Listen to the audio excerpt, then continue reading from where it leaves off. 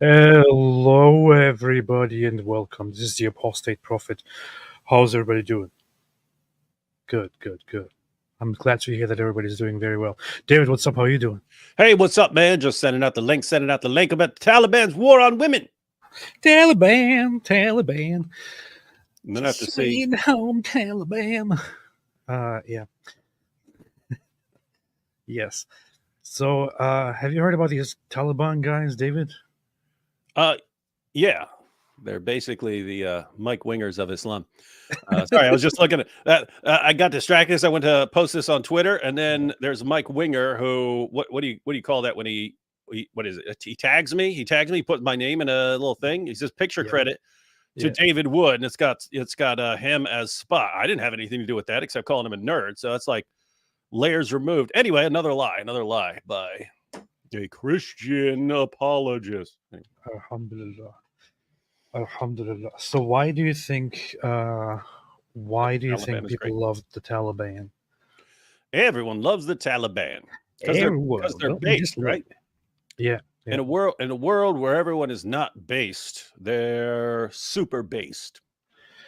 If I were to give an explanation the way people give an explanation to the rise of Andrew Tate and the justifications for Andrew Tate about the Taliban, I would probably say, well, it's in our time, masculinity is, I don't know, being neglected, society is being corrupted, and there are no proper figures to look up to, and there's a vacuum and this and that, and the Taliban, of course, came in that vacuum and took advantage of it. And of course, they have some very good points, and they do some very, very good things, And of course, I don't like the Taliban. I don't like most of what they're doing, but we have to admit that they're also doing some great, fantastic things.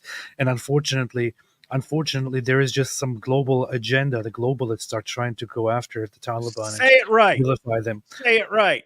The Jews. The Jews.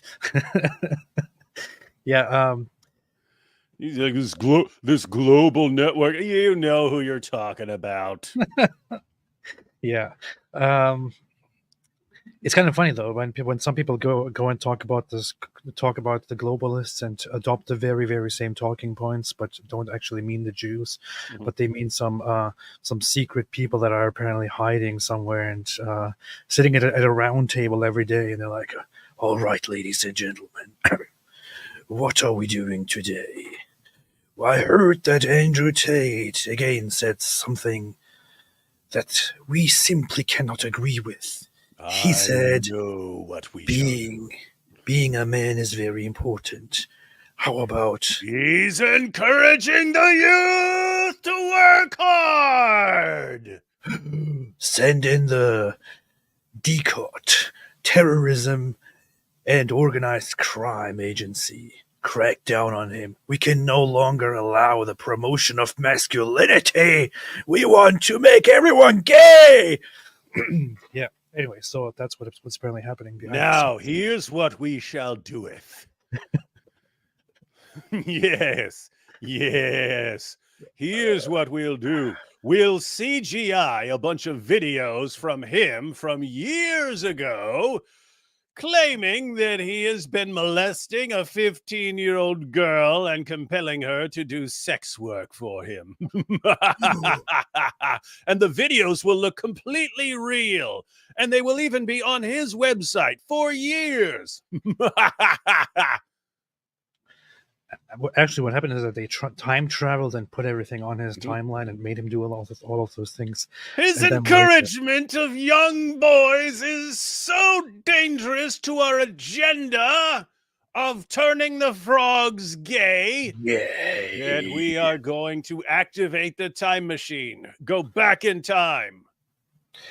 Post all these videos on his site. Well. David, have you heard that there is a debate upcoming tomorrow between Rabbi Shmuley and Candace Owens? That's tomorrow? Oh wait, that's not tomorrow. It's tomorrow in 1 week, I think. Yeah, I thought it was. I don't remember when it was, but I thought it was in September. Yeah, maybe it's next week. I don't know. What do you think about that? I heard you're a very big fan of both Rabbi Shmuley and Kenneth Owens, and it's hard for you to decide where you stand on that right now. I've always liked Rabbi Shmuley when he was debating when he was debating Michael Brown back in the. I don't know. I like debaters, even if you're on a completely different side from me. I like people who stand up and here's my case, and also can be friendly with it. So he's friends with Michael Brown. It's not like with the Dawa guys when you're like mortal enemies when you're not debating. They would have massive debates about whether Jesus was the Messiah, whether Christianity is anti-Semitic, and so on. They would have these debates, and yet they would get along. It was, hey, we're debating, we're disagreeing, and we're friends. So that was always cool. He did seem to kind of go off the deep end since October 7th. I don't know if he was always a little off the deep end, but was just restraining it in the past, or if something like kind of snap, because you saw like, I mean, even like Ben Shapiro, he changed afterwards. He changed after it happened and started acting different, and you can understand. I mean, lots of people change after like 9/11 and so on, so it can happen. But I mean, I have to say, I changed significantly after October 7th. I myself changed. I get it. I have seen lots of people tell me, "Oh, I was such a big fan, but since this whole Israel thing, I don't know. I don't like what you're doing and all that." It is a very significant thing that really changed a lot of people in their approach. Yeah, continue. Oh yeah, so anyway, yeah, his behavior, some of his behavior got kind of weird afterwards, but I'm suspecting it's going to be entertaining. And hey, it is No doubt about that. Hey, by the way, it is weird because I'm thinking, well, Candace changed a lot over the past past year or so too. So yeah, apparently you had I don't know, you had people who basic something set them off, and then everyone fighting over it caused people to go to more extreme behavior after that, to dial things up and so on. So anyway, the thing is, so I didn't know anything about Rabbi Shmuley before we should be live. We should be live Wednesday right after that. Before October 7th, before he started coming on the scene once again on Piers Morgan and all that, and debating things, and then debating with Mohammed Hijab. And at first I thought he was kind of just carried away by Mohammed Hijab's attitude and all that, but then seeing how he had his back and forth with Candace and others, it became really painful to watch. And it's like Candace is such a terrible person, and it's unbelievable that a well-known man goes on a fight with her and actually makes her look better. And that's kind of what people are complaining about. I see a lot of reactions from Jews. Who's that? So this is Saul. That's funny. America's rabbi versus America's anti-Semite. Saul here says, next week, Piers Morgan hosts the fight nobody has been waiting for. Grandiose narcissism takes on paranoid schizophrenia to prove which is the most self-destructive personality disorder. Yeah, but that's the thing, though. I don't think anyone is doubting that this is going to be entertaining. That's no true. One's doubting that. That's true. I see lots of even this major account, Mossad Satirical, said, "Hi, Piers Morgan. Is it too late to pick someone else for our team?" So, yeah, people are a little bit worried about Rabbi Shmuley and how he has been conducting himself lately. Yeah, I hope he calms down, because he's a good debater. He's a good debater. He's just been unhinged for the past years. But yeah, it's probably going to be very, very entertaining. Very, very, very entertaining. Hey, what you were saying about the Taliban being based, and similar situation to Andrew Tate, even though Tate was completely fake. So Tate is someone who found out that what he'd been doing for years was actually illegal, and that he'd been bragging about it, and that he had video tutorials on it, and that there's endless evidence that he did all these things. And all of a sudden he finds out, wait, that's all illegal? That stuff is illegal? That's trafficking? Oh my goodness, no one ever told me that these things are illegal. I didn't know that. And so he morphed himself.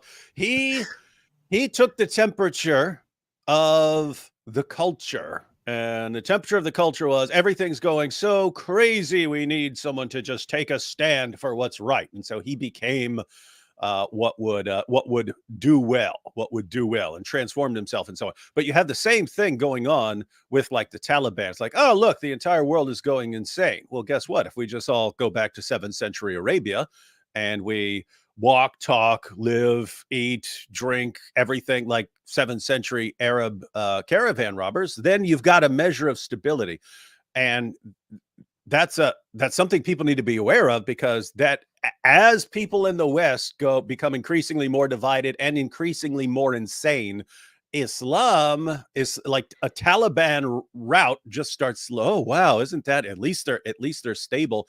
And that's actually been Islam's playbook for a long time, in the sense that you have, with the idea of terrorists is, if we just keep terrorizing you and terrorizing you until you never feel safe, you're always wondering where the next terrorist attack is going to come from. You don't feel safe sending your kids out, anything. Everything is like a constant nightmare. And you can solve that all by just submitting to everything. That's the only time that Sharia looks like an option to serious people, is when, okay, it's either chaos and endless terror and destruction, or you can submit to this nonsense, where at least you'll have some measure of stability. So they want our only options to be chaos or Sharia oppression. And there are people who will choose Sharia oppression over chaos. And so you find that all over the world. You got that with the Taliban. Tate took advantage of it, and something to be aware of, because it's only going to get worse, guys. Only going to get worse. You mean this guy here? So it's getting really bad for him. It's the whole issue of him grooming women, grooming girls, is now becoming a public matter. We still need to make a show specifically on that. I think on Saturday I want to talk about Andrew Tate. Yeah, there's so much new stuff. So much new stuff because came out. So first off, they count 49 victims, but they also have specifically underage women.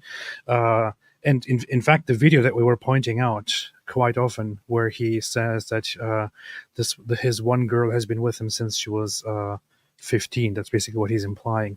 That is apparently part of the set of videos that got him in trouble, where the authorities also investigated and came to the conclusion that that indeed one of the women that he has with him was groomed by him and was with him since she was 15 years old, and has been going through some massive manipulation and mistreatment by him. So it's very funny. That's basically what a grooming organization is. It's what a grooming game is. AP thinks that grooming girls is funny. Trafficking is all hilarious. It's the most funny thing in the universe. Yeah, it's funny. It's like a comedy show. So just like Jeffrey Epstein. Yeah, Andrew Tate is like Dave Chappelle, but of trafficking, which is even funnier.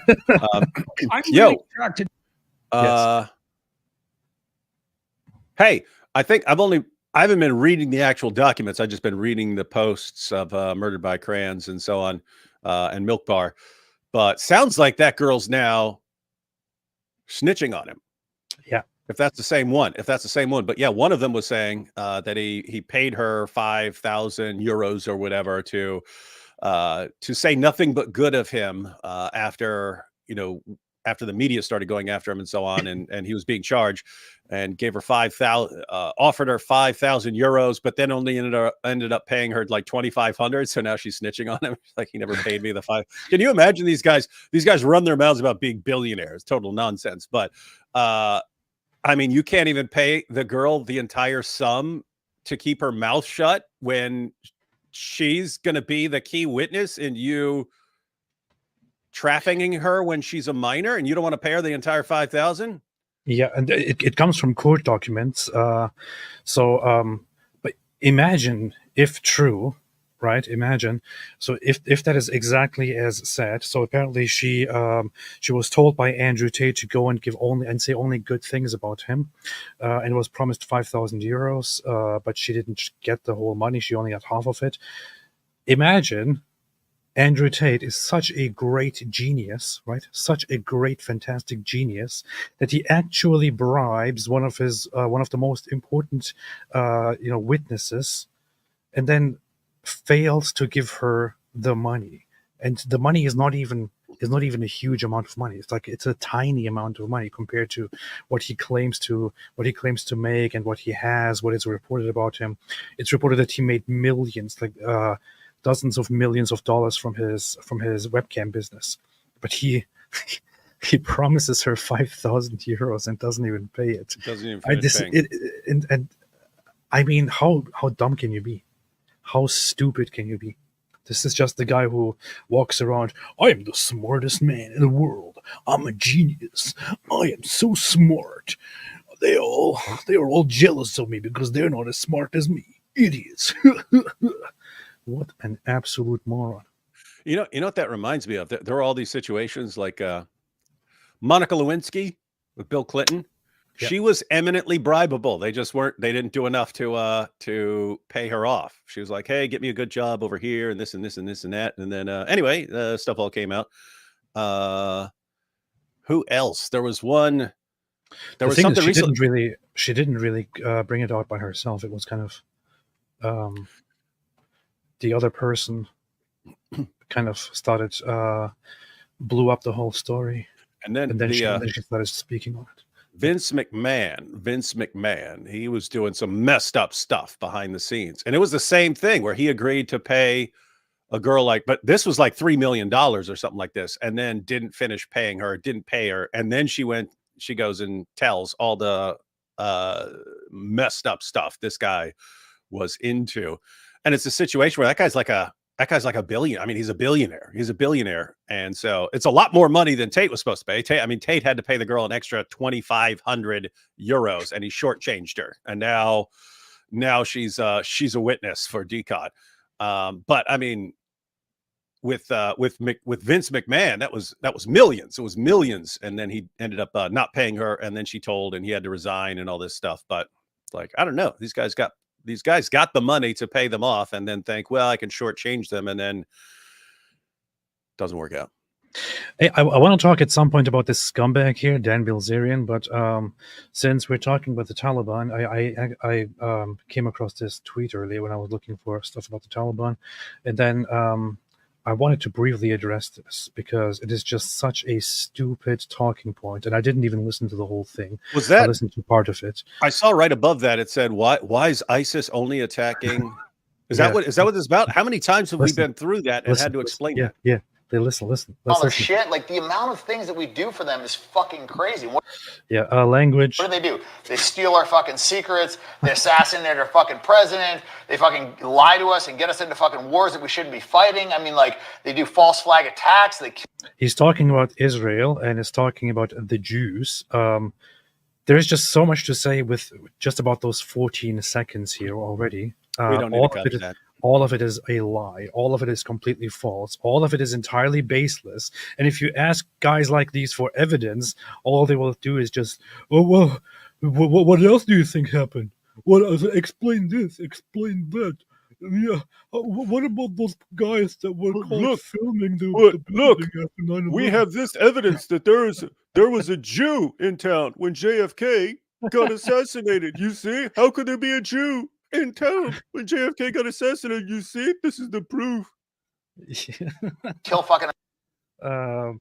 Swain did you know there were even Jews in New York City during the 9/11 attacks? WTF is that on Myron's head? Do you mean his hair? What are you? That's his hair, man. Talking about the waves. You put a skull cap on, and then he grows in waves. There's no great mystery here. Yeah. Citizens in hopes of blaming it on, guess who? The Muslim Brotherhood. You know, just like when fucking ISIS, they just fucking... Yeah, because Muslim Brotherhood was totally innocent. You know, they never meant to ever, destabilize non-Islamic secular societies and replace them with Islam. You know, it's not like that's something that they actually promised and worked on. No, it's all the Jews, of course. Fucking killed some people, and they're like, once again, fucking claiming it on behalf of Muslims. But why is ISIS only killing fucking Muslims? And look at Myron. Great point. Yeah, that is true. That is true. Why is they only killing the Muslims? That don't make sense. Well, at least he's saying F in every other word. That just makes it more powerful. That makes it powerful. Guys, I'll give you the quick rundown. Up until the Ottoman Empire, Islam always had a caliphate.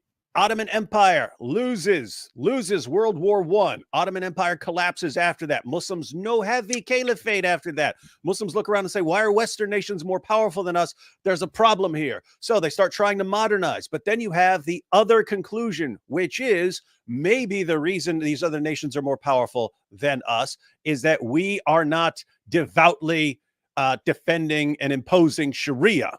And so you had the Muslim Brotherhood, you had the Iranian Revolution, and so on.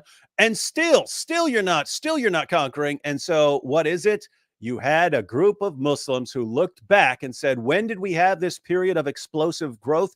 After Abu Bakr cleansed the Muslim community, launched the apostate wars, killed everyone, and cleansed the community of all rebellion, and enforced strict Sharia. That's when Allah blessed them to have this massive period of expansion. We need to go back to that model. What should we do? Should we go after America? No. Should we go after the Jews? No. Maybe some terrorist attacks here and there, but our main goal is to purify the Muslim community. Any Shias, we have to get rid of them. Anyone who is not fully on board and who does not fully submit to the caliphate as they're commanded by Muhammad, we have to execute them. And so we're just going to go on a killing spree until we have this pure Islamic community. Then Allah will bless us to take over the world. So what was their goal? I mean, the leader took the war name. The leader took the war name Abu Bakr al-Baghdadi. He's like announcing it. I'm the Abu Bakr who's going to cleanse and purify the Muslim community so that then we can go on. And you still got these guys who don't understand that basic level of information that takes 2 minutes to understand.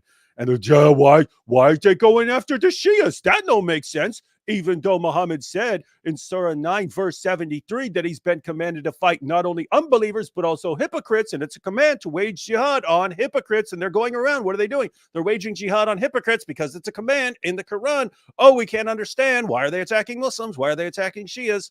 Stupid idiots, man. Absolute idiots. I did a poll here saying, should Dan Bilzerian convert to Islam? Because in my opinion, he totally should. He would be a perfect representation of Islam. That could be another guy. Because I mean, like, you know, we've got Hijab and Ali Dawa and Daniel Hakikachu and Sheikh Uthman. Like you've got these guys who are like destroying it from within. We thought Tate was going to be another, but not working out really well. Sneeko can be a mascot for a while and help those guys, but this guy could actually be something if he converted. Yeah, and it would make perfect sense. I mean, check out his social media profiles. His social media for years has always just consisted of him, shirtless or with shirt, going around holding guns, and then having a bunch of prostitutes around him, nice. In bikinis, sitting on his laps and on a yacht and things like that. It's a perfect representation, exactly like Jannah, exactly like heaven in Islam. This is what every Muslim wants to. This is what every Muslim aspires to become. So this could be a perfect fit. I think after Andrew Tate, you know me, I have always been for Andrew Tate conversion to Islam. Before he converted, I said, I hope he becomes a Muslim. He did, because he listened to me. Good boy. And I hope that Dan Bilzerian also becomes a Muslim, so that we have perfect representatives of Islam. These guys are scumbags, and that's how it is. But hey, to the topic that he just said and that David just explained. So ISIS apparently only kills Muslims. You're right. First off, that's extremely stupid. Yeah. For a decade now, ISIS has been very active. And excuse me, which one was the terrorist organization that was almost always behind all the mass killings in Europe over the last decade? Wasn't it ISIS? Mm-hmm. Yes, it was. It was ISIS. They have been going around committing suicide bombs, stabbing attacks, mass shootings, driving trucks into crowds. They have their own magazine, and they had their own magazine in which they explicitly instructed their followers to carry out attacks in such a manner. They had instructions on how to, drive a truck into a crowd, what crowds to look for, and so on. How to make bombs, how to best carry out a knife attack, and stuff like that. It was ISIS themselves that would encourage and then claim or directly carry out these attacks. Of course, they kill a lot of Muslims as well, because their primary goal is to establish the caliphate in Muslim lands. And the Muslims that are being killed as a result of their fighting are simply to them considered enemies who stand between them and the ultimate goal of establishing the caliphate or re-establishing the caliphate, which they think is their greatest duty, the greatest duty given to them by Allah. That is why most of their victims are Muslims. I recently read in a report as well that the majority of terrorism-related deaths in the world are Muslims. However, the majority of terrorist organizations that are responsible for the highest number of terrorist-related deaths are also Muslims. It is a vastly Muslim versus Muslim thing. That does not mean that these guys are some Jewish conspiracy or an Israeli conspiracy. On the contrary, ISIS has been very, very clear on the fact that they also eventually want to work toward the annihilation of Jews. That is something that they have in common with all the other Islamist organizations. And they recently instructed their followers again to kill people in retaliation for the suffering of the Palestinian people and so on. So all of this is just complete nonsense. Yep. When the fuck is the last time ISIS ever attacked Israel? Yeah. Like, it's fucking bullshit. Yeah. You know, it's like false flag attack after false flag attack over and over and over again. And these Americans, I think, are finally... This sounds like I'm listening to the dumbest person out there talking. Why does this guy even have a... Talking to the other dumbest person out there. And them agreeing with each other. Great point there. Look, the only reason that this guy is sitting here and talking is that he was born into a rich family. He has a rich daddy. Must be nice. And for the longest time, all he did was just use daddy's money to spend it on the most degenerate stuff in the world, and to also engage in gambling, where he lost most of his money and also got in trouble for violence, and is, I think, currently facing prison charges or something. So this is why this guy is popular.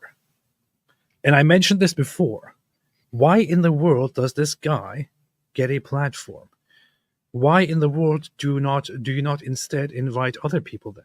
If we are just going to invite people who are known without actually contributing anything intellectually, why in the world are we inviting these guys? How about we also start inviting Kim Kardashian, who is the better Armenian out of these two? Yeah, I know you're going to say why Kim Kardashian, but yeah, if we are just inviting people who are known for totally unrelated things, how about we just start inviting all the celebrities, singers, models, adult actors, and so on? Apparently this is what we do. And then we trust them. We actually listen to them. What a stupid society. It is. And that used to be the situation with like movie stars. Like, oh, we've got this person on our show, and this person pretends to be other people for a living and has mastered the art of pretending to be other people. Tell us, what's the meaning of life? And they'll ask them like philosophical and religious questions, like they would have any greater understanding than any random person that you would ever meet. Of course, goes back. Plato was talking about this in the Apology, that Socrates was saying that he was searching for wise people, and he said every time you find someone that has some kind of knowledge, they also think that they're experts in other areas. And now it's even a worse situation where anyone who has any sort of following anywhere is treated like an expert on any stupid thing they're saying. I mean, if this guy doesn't understand why there are Muslims who kill other Muslims and if he actually thinks when a Muslim kills another Muslim, as has been going on for 14 centuries, if he thinks, oh, that Muslim just killed that Muslim, therefore that Muslim who killed the other Muslim is actually a Jew, is actually a secret Jew, he's insane. I mean, guys, we've been through this a million times, but Aisha, the mother of the faithful, Muhammad's wife, when she grew up, she marched an army against Ali. So Aisha is the mother of the faithful. She marched an army against a guy that Muhammad called the commander of the faithful. The mother of the faithful in Islam marched an army against the commander of the faithful, and about 10,000 Muslims died in bloody combat, slaughtering each other. That's the first generation of Muslims. Muhammad was asked, what's the best generation of Muslims? He said, the first generation of Muslims. So the first generation of Muslims almost annihilated themselves, killing each other. And here we are 14 centuries later. But if a Muslim kill another Muslim, that means him a Jew. And you sound, and then, oh, well, great point. I'm Myron. I'm fresh. Yeah. Or is he everyone, fit? I don't know which one switch. Everyone who agrees should type a 1 in the chat. So, yeah, that's what we do now. Are you doing that now? It's like the dumbest thing ever. Yeah, I stole it from Sam Shimu. 1 means yes, right? I think so, yeah. So would you believe in the democratic vote, though? So would people be allowed to vote in women politicians?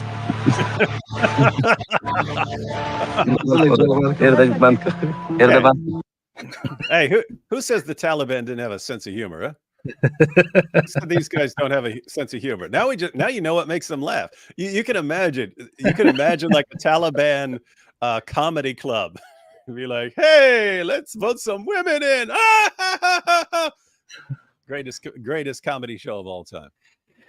So the latest reports of the Taliban are that they ban women from basically speaking outside. You have to use whiteboards like Ali Dawa's wife. Yes, they can finally go for the whiteboards. That is. Ali Dawa did the perfect precedent for this. He instructed or he showed how to actually make your wife communicate. Don't be a degenerate making your wife talk with her voice. Women should not be talking. They should not be talking. They should not be making sounds, because sounds coming from women might cause big trouble. Let's look at this again. I have my wife on my right. Assalamu alaikum. Hope you want, inshallah. Wait a minute. Did she just... Hope you want, inshallah. I think she very quietly responded. She made a little noise there. This is unacceptable, man. Delete this. And Ali Dawa, you just gave all your followers a boner. That's what you're worried about, right? Oh no, if they hear her voice, then they's all gonna get aroused here. Well, we just heard her like mumble a little something. And so your followers who've never developed any concept of self-control, and you definitely don't want to encourage one. Yep, they just lost their minds. Now they're all lusting after your wife's little grunt or whatever that was. Now I understand why some Muslims are criticizing Ali Dawa for what he's doing. This is the Dawa's version of porn. All right. Assalamu alaikum. She made a sound, man. This is insane. This is insane. Naughty. His followers are going to go crazy. His followers are probably going crazy. This is how they should be reacting. His followers are probably crazy about this right now. They can't forget this. This is stuck in their head. She made a sound. Are you insane, man? Hope you want, inshallah. She's not going to be in the video, but she's going to have her say with this whiteboard that I bought her. But why? She's not going to be in the video. Women can't just be in the video, right? My wife is not just in the video. She'll have this whiteboard here. Is the default that the woman is innocent and the man is always guilty? Okay, that's something my wife wants to say. Salama probably had enough, as women give a lot of chances, has zero tolerance now. Okay, this is why I want you here. Yeah, it's very important for you to be here. Yes, just to take the past traumas of their father or ex-husband, etc., and project it on other people. So, okay, she's saying she made the video, not him. I don't know his opinion. Well, exactly. There you go. Okay, there's nothing else I have to say. Anything you'd like to say? If you do, just let me know, inshallah. The Prophet, peace be upon him, told us he went to the hellfire. Again, I know you guys are going to be like, it's a reality. Went to the hellfire. Okay. He went to the hellfire. And he saw the majority of the women of the hellfire. Why? He said, not because they are ungrateful to Allah, because they are ungrateful to their husbands. You hear that? Oh. You hear that? That was powerful. That's a warning, ladies. Anything that Yeah, it's a warning. That's why- Women behave. Yes. Behave. I said wrong is from Shaitan and myself. Anything good is from Allah subhanahu wa ta'ala. If there's anything you disagree on, no. Okay. Are you under any duress? You can blink twice. No. Okay, that's I mean, have some self-awareness, man. This just sounds like why would you say something as dumb like that in this video? It just makes it even if it was a regular lighthearted moment, saying that within this context here just sounds really, really messed up and really bad. It's like you're mocking the woman for being unable to be on the screen. Mhm.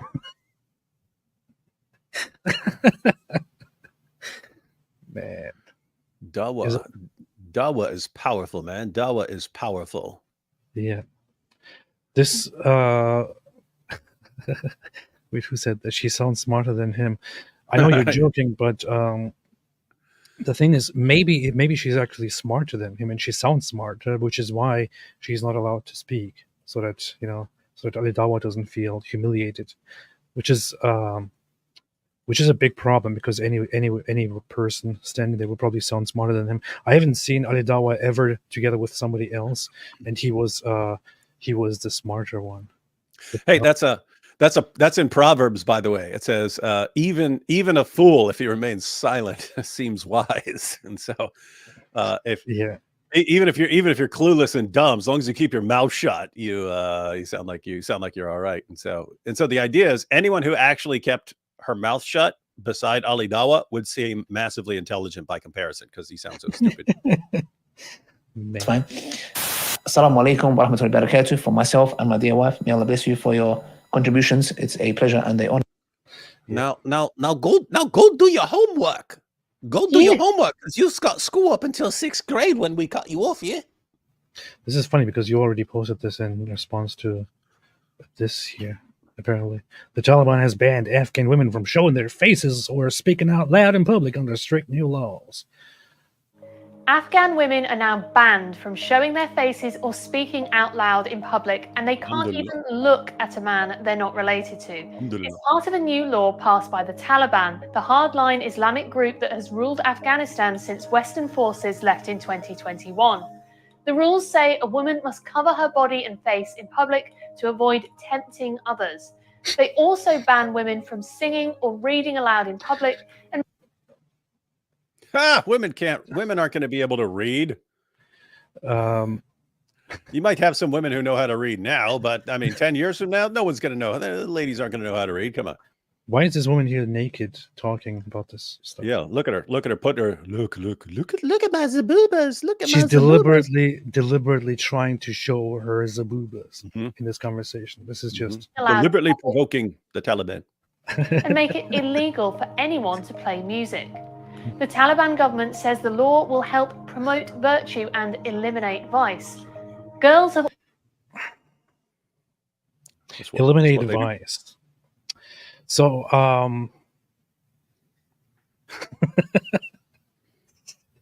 it's just so insane. I don't even know where to start, man. Eliminate vice. I have to. I just want everyone to be aware of the fact everyone go look at pictures of Afghanistan and women in Afghanistan like the 1960s. Look like a Western nation. Same as Iran back then. And then you have the mullahs take over, and guess what? It doesn't matter if they're Sunni or Shia, but they go hardcore. And then all of a sudden, just a few decades later, everything has changed. People have no concept. People have no concept of what life was like before. And so anyway, the point there is if you sit there and think, hey, these guys who are spreading their ideas, it'll never work. It can never take over. We've seen it happen repeatedly. Where places that weren't Sharia compliant all of a sudden very quickly become massively Sharia compliant. That's what they do. That is literally what they do.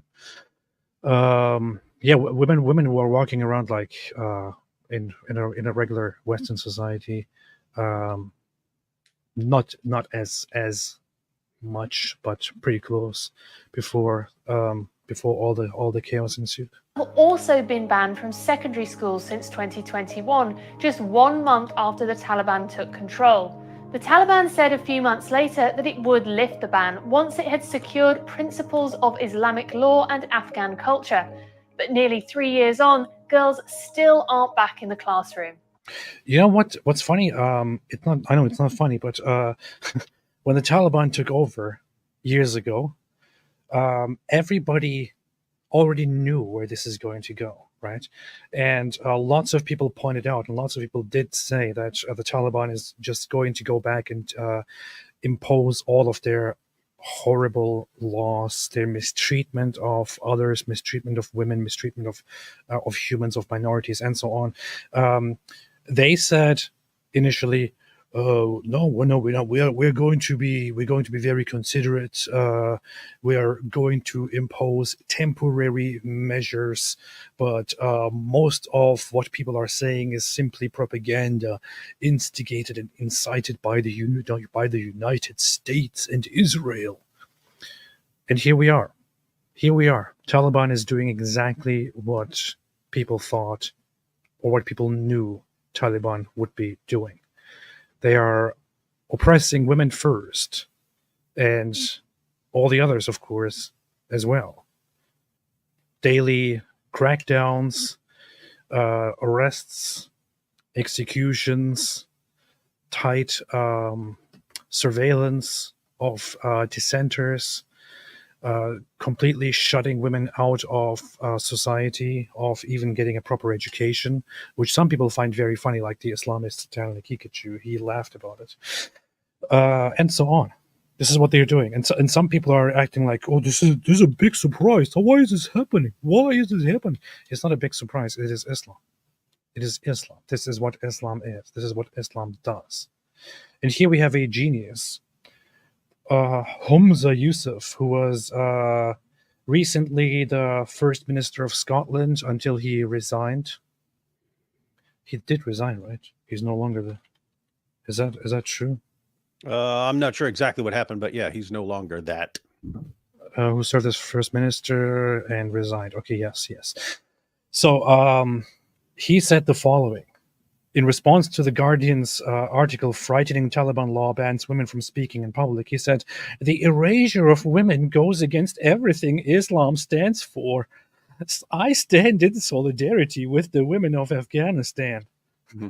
Yeah. What'd you do, buddy? But apart from this tweet, what did you do? AP. Yes. Well, it's the same thing after terrorist attacks. You'll get these, "Oh, we condemn the terrorist attack," but it doesn't seem to energize the community against whatever they're responding to. In other words, we see massive. They're somehow able. The Ummah is somehow able to mobilize millions of protesters around the world globally. But when there's a terrorist attack, not a peep. When women are being horribly oppressed, when little girls are being told they can't go to school anymore, "Oh yeah, we'll send out a tweet saying we don't approve," but that's it. Suddenly, if something involves Jews, then it's marching through the streets and burning stuff to the ground. Yeah. You can tell a lot about people by what sends them into a rage and what doesn't. That is very, very much true. Now let us look at a few Islamic sources here. First off, I want to have a look actually at the Quran verse, Quran chapter 4, verse 34. One of my favorite Quran verses ever, because it has such a loving, such a wonderful, such a fantastic, such a beautiful, such an amazing message. All right, here. Men are in charge of women by right of what Allah has given one over the other, and what they spend from their wealth. So righteous women are devoutly obedient, guarding in absence what Allah would have them guard. But those wives from whom you fear arrogance, first advise them. Then, if they persist, forsake them in bed. And finally, strike them. It doesn't say lightly here. This is simply added for commentary. It is not even part of any proper ruling. It simply says, and strike them. But if they obey you, seek no means against them. Indeed, Allah is ever exalted and grand. So husbands are supposed to discipline their wives and force them into submission and complete obedience. And if the women do not obey properly, then they are supposed to warn them, or separate them in bed. And finally, if it doesn't work, beat them until they are obedient once again. That's where they then are supposed to stop. It's not just it doesn't say you are allowed to. It is directly a command to do this. So Allah commands Muslims to beat their wives if they become too disobedient. And the especially creepy part there, apart from, beating your wives into submission, it's, but those wives from whom you fear arrogance. And you'll get different translations, from whom you fear rebellion or anything else, disobedience. It doesn't say if your wife does this. It says if you fear something. And notice, if you were going to punish your wife for something that she actually does, then you could verify whether she has committed some reprehensible atrocity in the marriage, and then you're going to beat her. But it would be something that can be like publicly investigated. Did she do what you are beating her for? If the criterion is you simply fear that your wife is going to do something, who can ever tell you you're wrong? And this is why we find in the hadith, Muhammad saying a man will not be asked as to why he beat his wife. You don't ask. You do not ask him. Why? Because if he's beating his wife, he obviously feared some misbehavior on her part. Doesn't matter what she's doing. Doesn't matter if she actually did any of this. It's he feared arrogance or disobedience or something like that. And that's enough to beat the crap out of her. And we do have the sources on women being beaten until their skin turned green. Who does Muhammad condemn? The woman.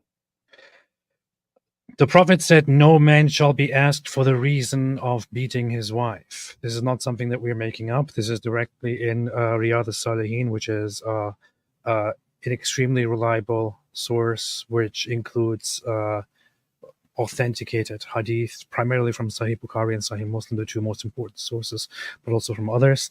No man shall be asked for the reason for beating his wife. This is what Muhammad said. Further, speaking of erasing women, let's talk about the hijab. Here's the narration.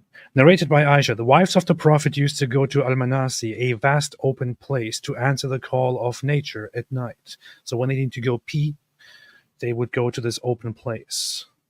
That's it. Omar used to say to the Prophet, let your wives be veiled. But Allah's apostle did not do so. One night, Sauda bint Zama, the wife of the Prophet, went out at Isha time, and she was a tall lady. Umar addressed her and said, I have recognized you, O I saw your butt. I see you. I saw your butt while you were peeing. He said so as he desired eagerly that the verses of hijab, the observing of veils by the Muslim women, may be revealed. So Allah revealed the verses of hijab. So Omar repeatedly sees Muhammad's wives when they go to pee and poo, and he's like, I can't take this anymore. I can clearly see them. I can clearly see that these are the Prophet's wives. I can see them going to the bathroom. I need to tell him something about this. So he tells him, hey, cover up your women. Cover up your women. Otherwise, we sit there and we see your women go to the bathroom and we get indecent thoughts.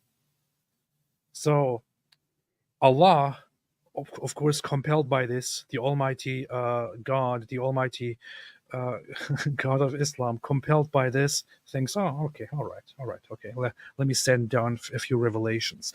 And then he sends down the instruction to cover the women up. So after this, whenever the women go to the bathroom, they are now fully covered and no longer have to entice these men who are sitting there looking around, and no longer poison their minds with their appearance. This is part of Islam. So when Hamza Yusuf here says the erasure of women goes against everything Islam stands for, he's talking complete nonsense. And plus, he's, again, as David pointed out, not doing anything at all. He's simply talking and contradicting Islam. Furthermore, it says, I said, O Allah's messenger, good and bad persons enter upon you, so I suggest that you order the mothers of the believers to observe veils. Then Allah revealed the verses of the hijab. So another account saying basically that that the women of Muhammad initially were ordered to cover themselves up in order so that men do not look at them anymore, so that men cannot see them anymore. So instead of telling the men to to not look at them, to control themselves, to practice discipline, whatever it is, Islam's solution is just, hey, how about we just put the women away? How about we just put a cover on them? Then we don't have to train the men anymore, right? This is basically Islam's solution to everything. Islam is directly part of this erasure of women. Right, David? Do you agree? Are you going to bring up the hadith about skin being turned green? No. Dirtbag. See, trying to cover up the truth. Trying to cover up the truth. Hey, this What? is wild stuff, man. What is wild stuff? That you can literally sit here and say, hey guys, here is the speed at which the Muslim population is growing by birth rates. Historically, we know that Islam becomes more aggressive and antagonistic as the percentage of Muslims in a population increases. You can sit here and explain all of that, and every step of the way, you'll be called a liar. Okay. And then exactly what you said would happen can happen, and somehow people still won't believe you. Based. That's good. That's a good thing. People shouldn't believe Islamophobes. Here is the hadith that David just wants me so badly to bring up because There's so many good quotes in it. David just loves talking about women getting beaten. I don't know what your obsession with that is. It's just one, the whole scenario, but two, what Aisha says. Because keep in mind, Aisha learned Islam in 7th century Arabia. Yeah. This is the ultimate time to learn what Islam has to do with women. From the river to the sea, Umar will watch you pee. Do you want to read your favorite hadith here? Yeah. Hey, can you imagine though? Like if someone if someone came up to me, if some neighbor came up to me and said, "Hey, I was looking through your bathroom window. I saw your wife peeing. You should tell her to cover." I'll be like, someone's getting knocked out. But like Umar's like, "Hey, Muhammad, I was sitting outside in the middle of the night looking over at where your wives go to the bathroom, and I saw them." Like, how are you not like, quit looking over where my wives go to the bathroom, you sick freak. Anyway. No, Muhammad was like, okay, I'll tell him to cover up, man. Okay. Hey, yeah. Okay, man. Okay, fine. That's what Muhammad was. It doesn't sound like a very big alpha male. Yeah. All right, so here you got Sahih al-Bukhari 5825. Rifa divorced his wife, whereupon Abdurrahman bin Az-Zubair al-Qurazi married her. So one guy divorces a woman, she marries another guy. Then she finds out she wants to go back to the original, and therefore she starts talking trash about her husband because she wants a divorce so she can go back to her other husband. Aisha said that the lady came wearing a green veil and complained to her of her husband and showed her a green spot on her skin caused by beating. So he's beating her because she's talking trash about him. And it was the habit of ladies to support each other. Really? Why wouldn't they be supported by the power of Muhammad's teachings? These ladies have to go around trying to defend each other against their husbands who are beating the crap out of them. It was the habit of ladies to support each other. So think about this. Your husband's beating you until your skin turns green. But you know Aisha, and Aisha can go to Muhammad and get you an audience with Muhammad so that you can have justice, and he'll tell your husband, stop beating you. It was the habit of the ladies to support each other. So when Allah's messenger came, Aisha, who's going to get justice, said, I have not seen any woman suffering as much as the believing women. Look, her skin is greener than her clothes. So the lady had a green dress on, and her skin was greener than her green dress. But look at that quotation from Aisha. I have not seen any woman suffering as much as the believing women. This is Aisha learning Islam from its source. And she says what? Shouldn't say, hey guys, these are just different times. These are just different times that we live in. And women have a rougher time during our period. And that's the only reason that women are oppressed now. She specifically says Muslim women have it worse than women in any other group, worse than any Jewish women, Christian women, pagan women. Muslim women have it the worst. They're treated the worst. So that's the original. You can't say this was some later thing that some evil person did. This comes from Muhammad and his companions. That's the Islam that they're familiar with. They are familiar with an Islam taught by Muhammad and his companions, where women get beaten until their skin turned green, and Muslim women are treated worse than any other group of women in the world. So anyway, long story short here, this guy saying, oh, this erasure of women and so on, he's looking at what's going on in Afghanistan. Oh, wow, look at how women are being treated there. That has nothing to do with Islam. What are you talking about? Aisha herself, I'm going to assume that she had a better grasp of what Islam teaches than some modern politician in Scotland or whatever. But what does she say? She's saying, no, this is what Islam does to women. It's believing women, Muslim women, who have it worse than any other women in the world. And we look around, it's still that way today. And somehow if we point it out, we're bad. That's why we let Aisha point it out for us. That's why we are losers. Losers. That is basically what it is. I also want to quickly address one of my favorite hadiths here. Of course, the Taliban will want to erase women, because here's how Muhammad thought. Jabir reported that Allah's messenger saw a woman. Mm-hmm. And so he came to his wife, Zainab, as she was tanning a leather, and had sexual intercourse with her. He then went to his companions and told them. Anyone who's been around like fresh leather goods and so on, that is a disgusting, disgusting smell. And that's what she's doing. And he's like, come on, I need to bang you because I just saw some hot chick walking down the street. I saw her booba, so I need to bang before I go crazy and rape her. And his wife, Zainab, who was, by the way, one of few wives at that time, is probably like, please, I'm working on this. I'm working. I smell like death. I'm so sweaty. I stink. It's like, I don't care. I need to do this right now. Naked, come over here. I have to bang you. The woman. Anyway, he then went to his companions after he finished the sexual act and said, the woman advances and retires in the shape of a devil.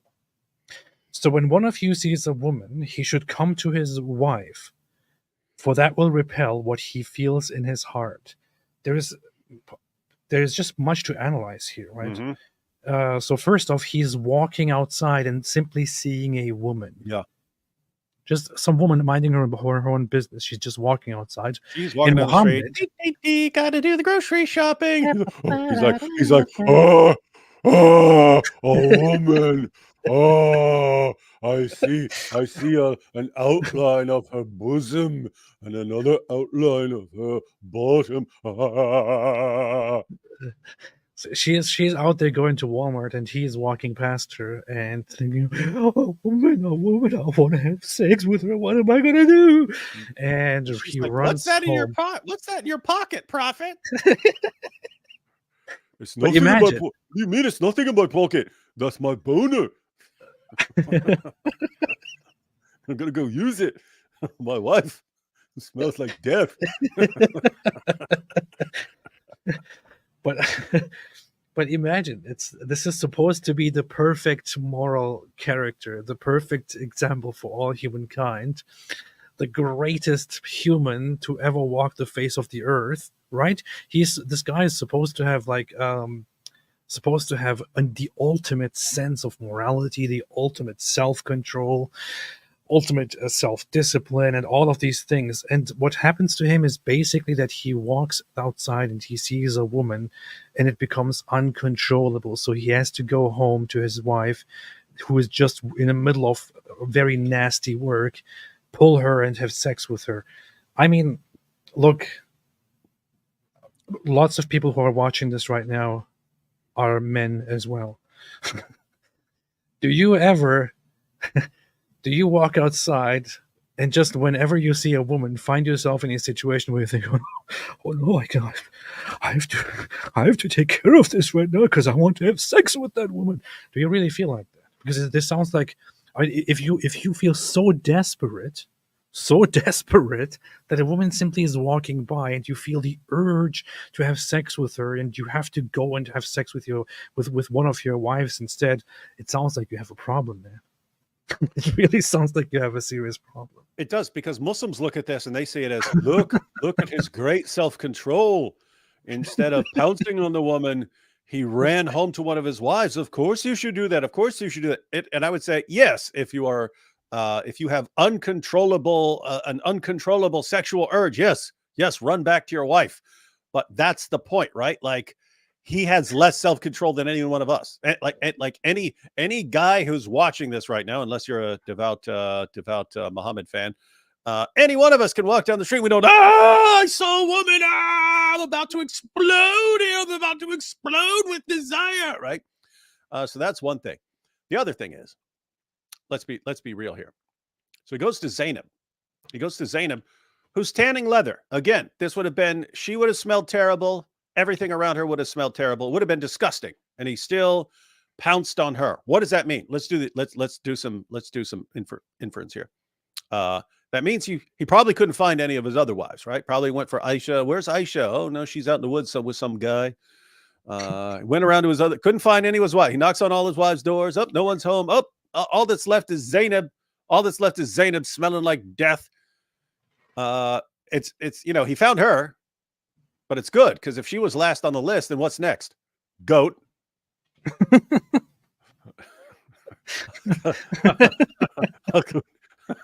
Just remember, if you see a woman and you can't find one of your wives, run to a goat. I guess it's one thing to appreciate that this is actually talking about him going to one of his wives at that time. If it did conclude that he went to a goat out of necessity to relieve what was in his heart, this would be a very, very, very, very bad disaster. Because right now, if that was true, right now in today's time, we would be having debates with Muslims about Daniel why it's not Hikikachu.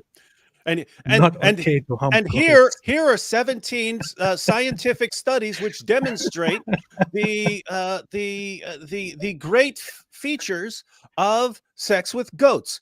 And that's what we would have. That's what we'd be dealing with right now. So it's so weird to say it. Muhammad, thank you for not banging a goat in that situation, because we'd be dealing with more than your followers defending child marriage and wife beating right now. And it's not even, it is a joke, but it's not even completely a joke, because honestly, if that did occur in the hadiths, he would be defending it right now. You would have Muslims 100% defending it. You would have Muslims explaining why out of necessity this is okay to do. It's just so messed up, man. This is what we're dealing with. Anyway, furthermore, Furthermore, he after going and having sex with Zainab, he goes out to his companions and is relieved and it feels like, oh God, I got the devil out. Here's what just happened. And he says, the woman advances and retires in the shape of a devil. That's, by the way, that's one of you sees a woman, he should come to his wife, for they will repel what he feels in his heart. So what he did feel in his heart there was he saw a woman. Lost. He doesn't even say a provocative,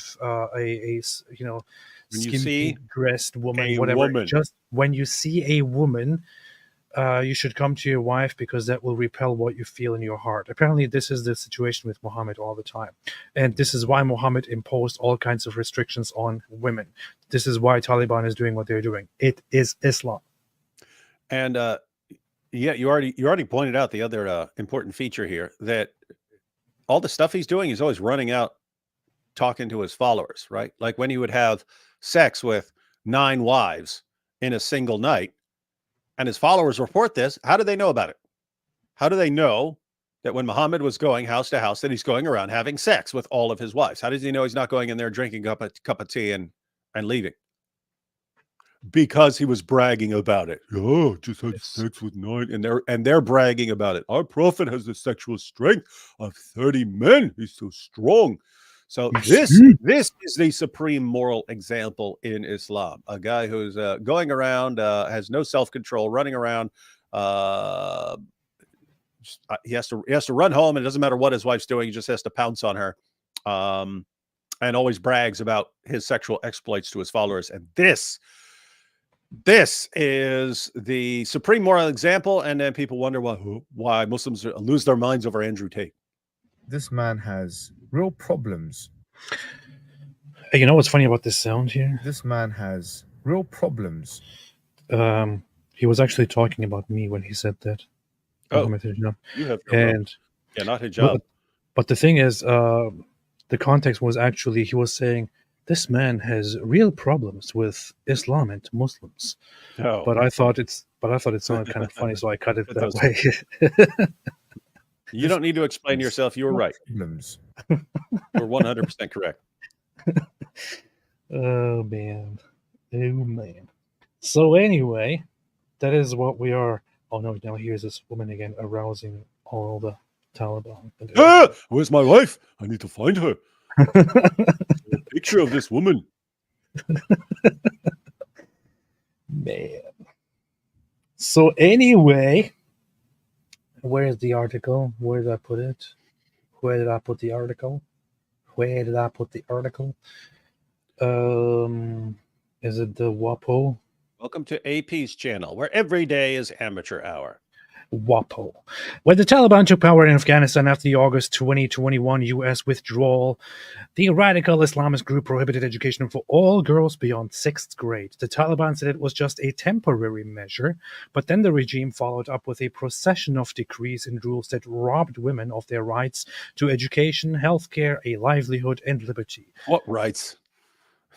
What are you talking about?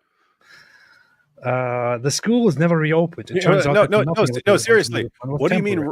What do you mean rights to education? What rights? What rights in Islam? Healthcare, livelihood, liberty. What are you talking about? You have the right to be fed in your marriage. That's your right as a woman. Yes. That's it. That's all you get. That's what we get. Many of the repressive measures have now been codified into a 114-page law on the promotion of virtue and prevention of vice. Taliban leaders revealed the new law with penalties last week in the first formal declaration of vice and virtue laws in Afghanistan since the takeover. The Associated Press viewed the text and published the details. The new law underscores that the Taliban wants to create a society of gender apartheid.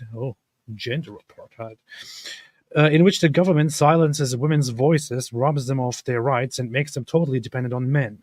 Afghanistan is experiencing the worst crisis of women's rights in the world today.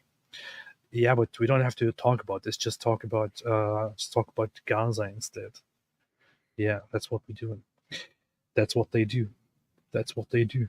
After the chaotic US departure from Kabul, some diplomats speculated that the Taliban will be forced to give up the harsh rule it imposed between 1996 and 2001 because it would need international recognition to avert a severe humanitarian crisis. This is just so ridiculous. The Taliban is pretty much today what they were back then, aside from the major aggression toward outside and the fighting, but however they still keep the same strictness, the totalitarianism, the authoritarianism on the inside. Why did some people, even experts here, right, predict that they would be different in order to appease the international community? It's not like anyone is actually doing anything. It's not like the international community, it's not like people around the world actually care about what Islamists do in their countries. It's not like people around the world actually care about what Islamists do in Europe, let alone what they do in the Islamic countries. Of course, the Taliban will do whatever they want, whatever the hell they want. They can mistreat women, they can mistreat minorities, they can mistreat everyone. That's what they are doing. That's what they can do. Urinating upon one another. That's what they do. Nobody's going to speak up. Nobody's going to say anything. Of course, they would say if Jews were involved somehow. Mm-hmm. Then it'd be a huge issue. Yeah. A Taliban spokesman announced at a news conference in August 2021 that it would not have enemies, internal or external, but these soothing promises turned out to be nonsense. Oh, what a surprise. What a shocker. Who could have predicted that? The Taliban of today is every bit as dehumanizing as the old. Shocker. According to the AP account of the new law, it mandates that women veil their bodies at all times in public and dictates that a face covering is essential to avoid temptations. What did we just read of Muhammad? This is how Muhammad felt about women. Whenever Muhammad saw a woman, he thought, I need to have sex. I need to have sex right now because women are the devil. So this is how Muhammad thought. This is what Muhammad felt and what Muhammad thought. This is how Muhammad made his laws. And the Taliban is directly basing their attitude about women on Muhammad, on how Muhammad felt, on Muhammad's despair, on Muhammad's boner, on Muhammad's desire to just have sex with anything that crosses his side. This is basically what the Taliban is doing. This is the wickedness and the sickness of Islam. There is no need to sugarcoat it and whitewash it and downplay it. This is what Islam does. It is cool that they keep citing you as a source, though. I know. That is awesome. They should always do that. I mean, I have accrued a little bit of credibility and respect and all that, but to see that the Washington Post is directly citing me as source here is kind of it's like people always cite me when they're talking about the Daily Wire, but it's cool. Yeah. It's cooler to cite you. So anyway, a couple of takeaways that are like kind of apart from Islam's impact on women. One takeaway I've already mentioned, namely, this can happen really, really rapidly in a period of a few decades. Everything can change. Again, go back a few decades. Afghanistan was completely different. And now you have this going on in the entire country, this being imposed in the entire country. The other important takeaway that's not really connected to the issue of Islam's impact on women, but you had the United States, the most powerful nation in the history of humanity, go after these guys in Afghanistan. They basically ran in hidden caves and launched guerrilla attacks and so on. But the U.S. did not hunt them down and wipe them out. Why? Because that would be mean. You'd have to be extremely harsh. What happens? These guys will outweight you. They'll wait for you to get sick of coming after them. They'll wait for you to get sick of the terrorist attacks against your people. They'll wait and wait and wait and wait and wait. They'll be patient. It doesn't matter if it takes 20 years, 30 years, 40 years. Then they'll come back and crush you and take over again. All right. And you'll run because you don't want to have an endless war. My point here is that's now the model for how to do things in Western nations. That's now the model. The model for how you deal with a terrorist group is you go win some temporary engagement with them. Let them keep on as long as you've weakened them a bit, and just wait, but don't be too harsh. You don't want to actually hunt them down and destroy them. Let them continue until they make a comeback, and you let them because you're sick of fighting. That's the model in Western nations. If you want to deal with a terrorist group, it's either endless war forever, because you never actually go in and finish it. You just let it, you kind of, deal with them with kitty gloves a little bit. You allow them to continue forever, or you let them win. Those are your options. Under no circumstances do you just do the difficult work of going in and crushing them and leaving them crushed. That's the Western model. There's one group, the Israelis, that say, no, we're actually gonna hunt them down and destroy them, like, permanently. And they're the evil ones. They're the evil ones for just saying, no, we understand what we're dealing with. One, we don't want an endless war with Hamas. And two, we don't want to let Hamas go hide for a while and then come back another day and then take over again. Don't want it. So we're going to crush them. And somehow the ones with the only ones with the basic common sense of saying, we don't want an endless war and we don't want these guys coming back and terrorizing us more. Therefore, we have to make a difficult decision on this and crush them. They're the bad guys in all this. It's a weird situation. Very, very, very weird situation. It's really insane, the kind of stuff that people are doing, man. Socialists, I'm just seeing right now, protesting outside Temple University. I think that was yesterday, and carrying PFLP flags. So PFLP is a Palestinian terrorist organization that is a communist organization, and they also participated on October 7 in the massacres. They are, in their practices, not too different from Hamas. So here you have people in the U.S. in what is it, Philadelphia, Temple University. There is a PFLP flag. That is the communist terrorist organization that killed many civilians, carried out big terrorist attacks, including hijacking planes, blowing things up, blowing themselves up, and so on. This is what people do. How do you expect any consistency from people who normalize dumb stuff like this? It's just so insane. Anyway, I want to quickly read this part here to summarize what they're saying, and then I want to go over to the AP article. I said AP. According to the AP account of the new law, it mandates that women veil their bodies at all times in public and dictates that a face covering is essential to avoid temptations. Clothing should not be thin, tight, or short. Women should veil themselves in front of all male strangers, including Muslims, and in front of all non-Muslims, especially Muslims, being corrupted. A woman's voice is deemed intimate and so should not be heard singing, reciting, or reading in public. It is forbidden. By the way, it is even forbidden for a woman to recite the Quran, so that other men can hear it. So it might sound funny to people, but a woman is not supposed to loudly recite the Quran. You know, Muslims recite, a woman is not supposed to do that if any man can hear her. It even involves that.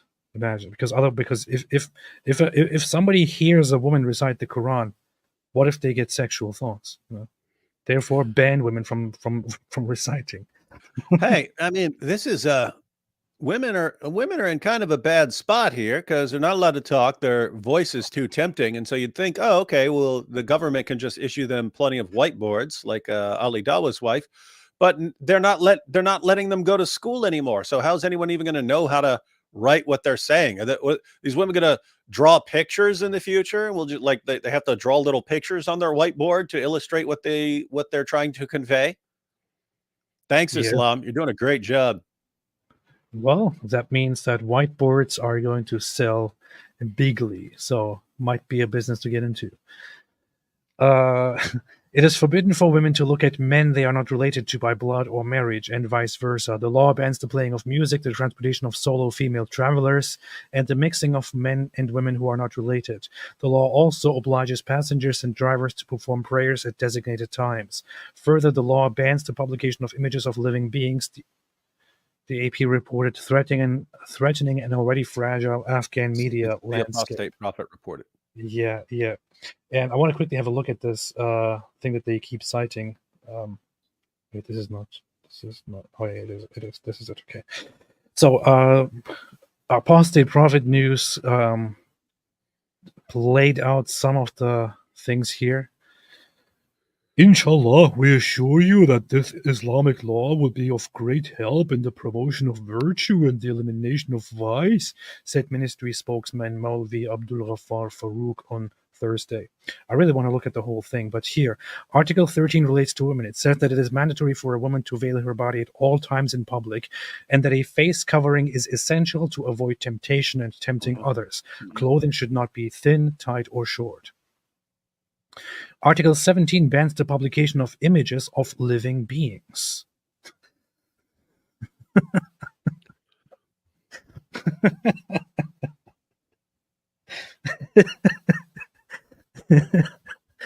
Yes. Oh, hang on. We're trying to do the math here. Women can't speak because their voice is too tempting. So we say, okay, they can write what they want on a whiteboard, on a whiteboard. But no, they're not allowed to go to school. So how are they gonna know enough to actually be able to convey their thoughts in writing? So I suggested they can draw pictures. They can't even draw pictures if it's anything, involving a living being. What is this? And this goes back to, as some people know, to Islamic rulings. Here is Muhammad. I heard the messenger of Allah. Wait a minute. Saying every painter will go to hell, and for every portrait he has made, there will be appointed one who will chastise him in hell. Ibn Abbas said, if you have to do it, draw pictures of trees and other inanimate things. So, yeah, this is what trees happens. are living things. So apparently they're allowing trees to be worshipped. Yeah. Or maybe you can draw a living being and make it look like a tree to get away with it. Mm-hmm. But essentially, here Muhammad is saying that it is forbidden that people who draw living beings, who make portraits, will go to hell and be asked for it and punished for that. This is it.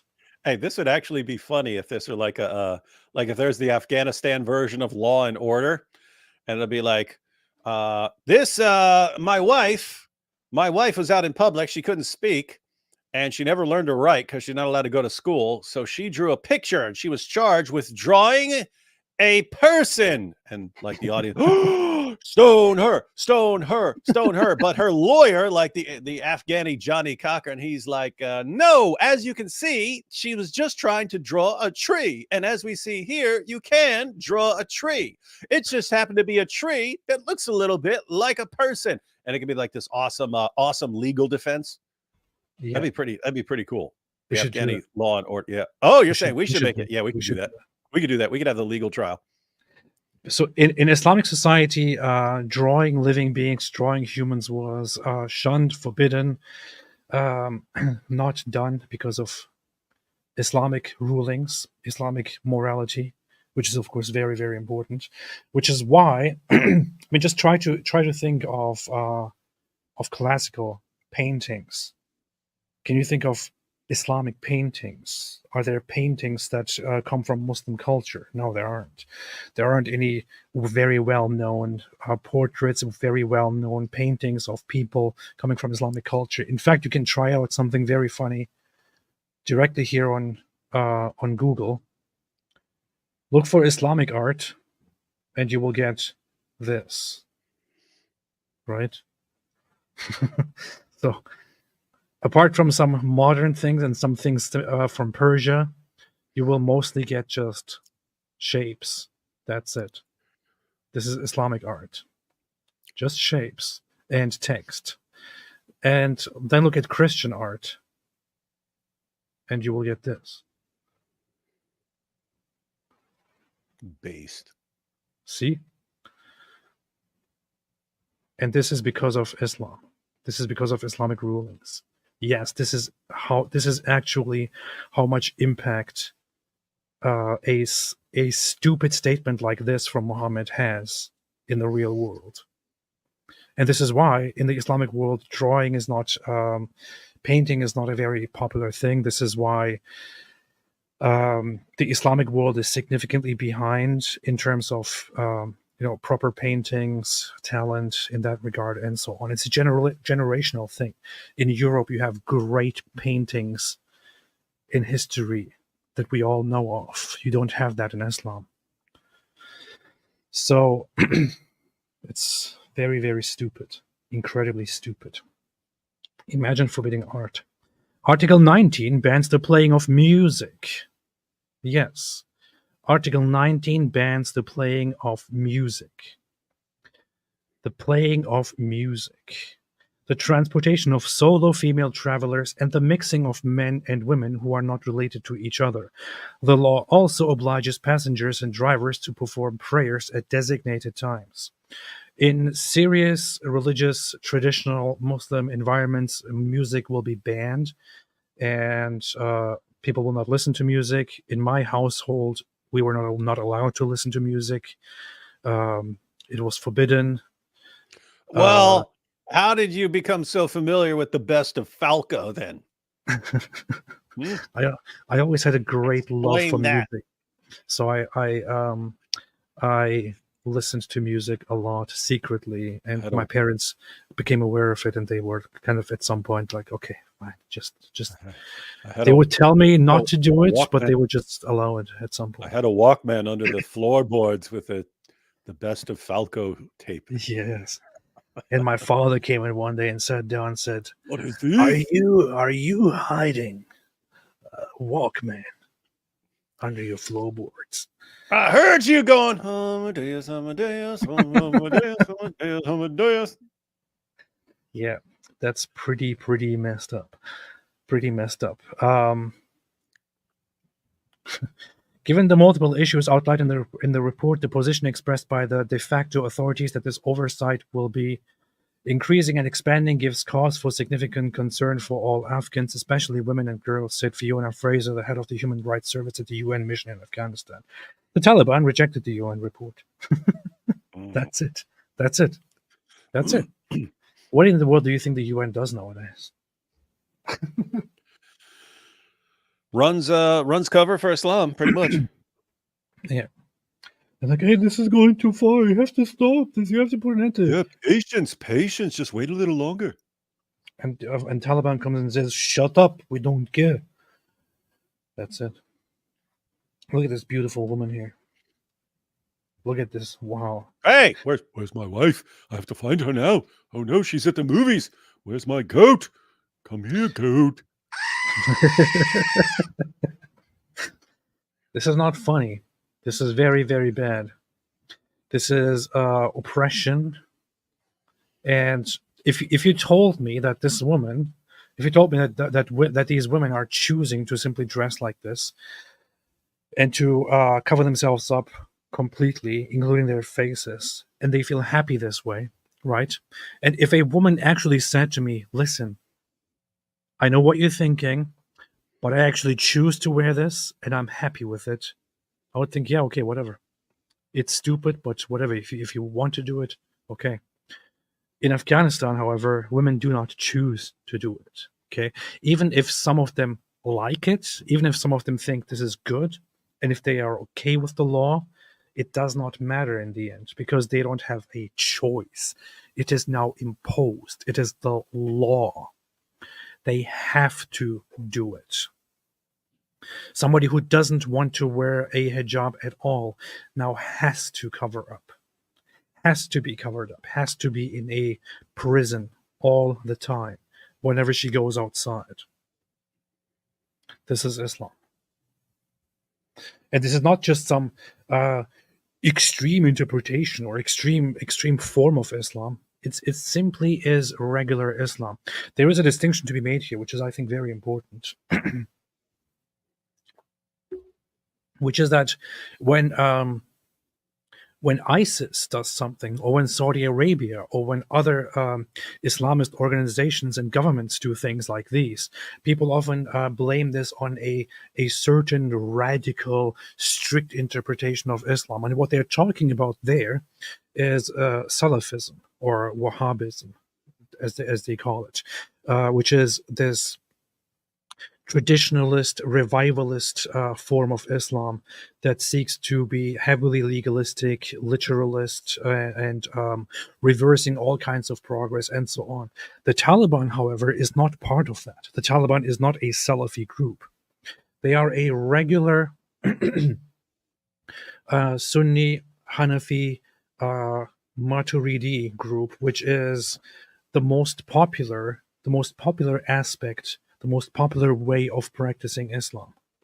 Turks, for example, are mostly part of the very same Islam. They simply don't implement it. They simply are not very religious. This is not about the ISIS ideology or the Salafi ideology, the Saudi Arabian ideology. This is simply about Islam. The Taliban simply follows regular Islam. The Taliban, in fact, follows the very same Islam that I followed and that my parents followed and that lots of people that I knew followed. It's regular Islam. It's not a radical interpretation of Islam. It just means taking Islam seriously. I have their law book here.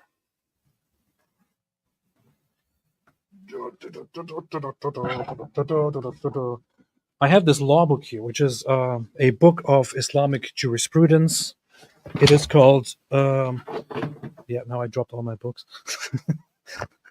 It is called Mukhtasar al-Quduri. It's considered the most popular book of Islamic morality and Islamic law among Hanafi Sunni Muslims, which happens to be the biggest legal branch of Sunni Islam.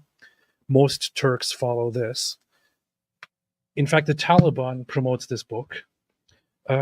People in Afghanistan and other places usually promote this book to follow proper guidance in terms of Islamic jurisprudence and morality. People in Turkey promote this book.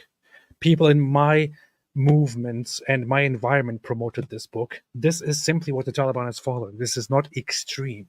It simply is regular Islam implemented properly. That's it. This is what Islam is. This is why people should be aware of what Islam is and not allow it to thrive. That's it. David, what do you think about this Islamophobic speech? It's pretty much the most racist thing I've ever heard in my life. Thank you. Thank you. I appreciate that. All right. Let's look at some super chats here. Let's look at them super chats. Let's see what's happening here. All right. Mortal Wombat gifted 20 Apostate Prophet memberships. Thank you so much, Mortal Wombat. I really appreciate it. Very nice of you, Mortal Wombat. Very, very, very nice. Thank you. Ayatollah Khamenei said, IRS, IAP, you owe us 50 billion in taxes. AP, it's slow mode. Pearly, I felt so special when Mohammed Hijab called me Sharmuta in a sexy voice, so Islam must be based. The RFB says, what do you call Jews for Jesus? Christians. This is very offensive. Ayatollah Khamenei, Shmuley lost his cool and let his feelings get the best of him, and dressing in the Jewish slander outfit was not helpful. I have to say that is that was one of the most ridiculous things he ever did. Yeah, that wasn't great. That makes me think of a certain tweet that lives in my head rent-free, as the young people nowadays say. Jews control the world. Let me find this. Okay. I can never forget this tweet by Avi Yemini. So he tweeted this image of Rabbi Shmuley and said, Jews control the world. Dude, we can't even control Rabbi Shmuley. So it is a funny little point, right? Like, yeah. Like, wait, you have these diabolical masterminds in these sophisticated offices and conference rooms behind the scenes, and that's what they came up with? That's weird. Yeah. Again, everyone. I've always liked Rabbi Shmuley, but he went off the deep end. Yeah. That's pretty messed up. Somebody earlier said Shmuley is a funny name. It's actually literally the name Samuel is Shmuel in Hebrew, and from that Shmuley is derived. That's it. It's not very difficult, actually. Hu Jintao, my successor, knows how to treat Islam in Xinjiang. Alhamdulillah. Gautam said, I'm curious to see hijab versus William Lane Craig. Oh, yeah. Oh, yeah. That's coming up. That's announced, right? Cameron And announced that's kind of a dream situation for hijab because we've been saying he's not going. I mean, one, he's never going to defend Islam unless he found someone who's like completely ignorant. There's no scenario where he's going to step up on stage with a critic and show why Muhammad is a true prophet or show why the Quran is the word of God or something like that. We know that's not going to happen. And we know he won't debate anyone who is basically on to his tactics. But the difference here is that like you could line up 100 Dawa guys, say, what do you want to do? What if the world was going to give you what you want? What do you want to do? 100 out of 100 would say, we want to sit there and attack the Trinity while someone's not going to attack our position in response. 100 Dawa guys out of 100 Dawa guys would all want the exact same thing: attack the Trinity without Islam being on the table for discussion. And that's why this is actually different, that they're doing a debate on the Trinity. It's not about Islam. Muhammad Hijab has been having a rough time lately, taking a lot of L's, lots of humiliation, being called out by lots of his fellow Dawa guys. And so this is like his opportunity for redemption. If he can go in there, blast away at the doctrine of the Trinity, he's thinking all will be forgiven. And so this is like his golden moment here. So see what happens. Beast. That's pretty true. Sandman said, David Wood, you heard the argument that 547, let them judge by what Allah revealed in it, proves that not the whole Injil should be followed. Sounds dumb to me. Have you heard that argument? I've heard that. And it says, because judge by what Allah revealed in it. They there are people who will say, oh, so it's not saying all of it. It's just what Allah revealed in it. Yeah. Now keep reading. Allah revealed all of it. Like if I said, hey, Muslims, judge by what Allah revealed in the Quran. No Muslim would hear that as, oh, I'm saying that there are parts that are corrupted and changed, but somehow they magically hear all these things when they're reading the Quran. That's true, isn't it? Apostle of Allah, what's up? Said, sup, big dogs. I have nothing to say. I just wanted to use the member milestone chat. I'm also looking forward to Hijab versus William Lane Craig and Shmuley versus Owens. Yeah, we will comment on both of those instances, both on those things that will happen. Shout out to Apostle of Allah. She has a channel that's going pretty well right now. Go subscribe to Apostle of Allah. She's doing good stuff. And also go subscribe to that Jewish girl. And also go subscribe to Celeria Rosencroix. Yeah. It is. Hey, little side note. It is cool that a bunch of people here are putting out content. That's cool. Yes, that's true. That's what they do. Cars in Depth. Tovia Singer is a better debater than Rabbi Shmuley. I have personally never heard either of them have a proper debate, so I can't really say anything about this. I don't really like watching debates anyway, especially if it's something I don't really care about very much. You might want to go back to because it was short. They had a kind of short debate on Faith Under Fire way back in the day, but it was Michael Brown and Rabbi Shmuley, and that's when I saw. If you talk about biblical prophecies about Jesus and so on, Christians have the ones that we normally go to, Isaiah 53 and so on. When it's a Messianic Jew and a Jewish rabbi, and they're arguing about whether Jesus fulfills the messianic prophecy, they're like they're going on a way, way, way deeper level and so on. But it was actually very cool to watch. We should review that one day. Look, maybe sometime after Rabbi Shmuley's debate. Sometimes we'll go through like his short debate with Michael Brown from like 20 some years ago. I like watching. I like Charlie Brown, so I might look into that. He's a clown. That I Charlie do Brown. like Charlie Brown. You don't even know Charlie Brown. Charlie Brown. Charlie Brown. He's a clown. He's gonna get caught. Yes, you wait and see. Why's everybody always picking on me? You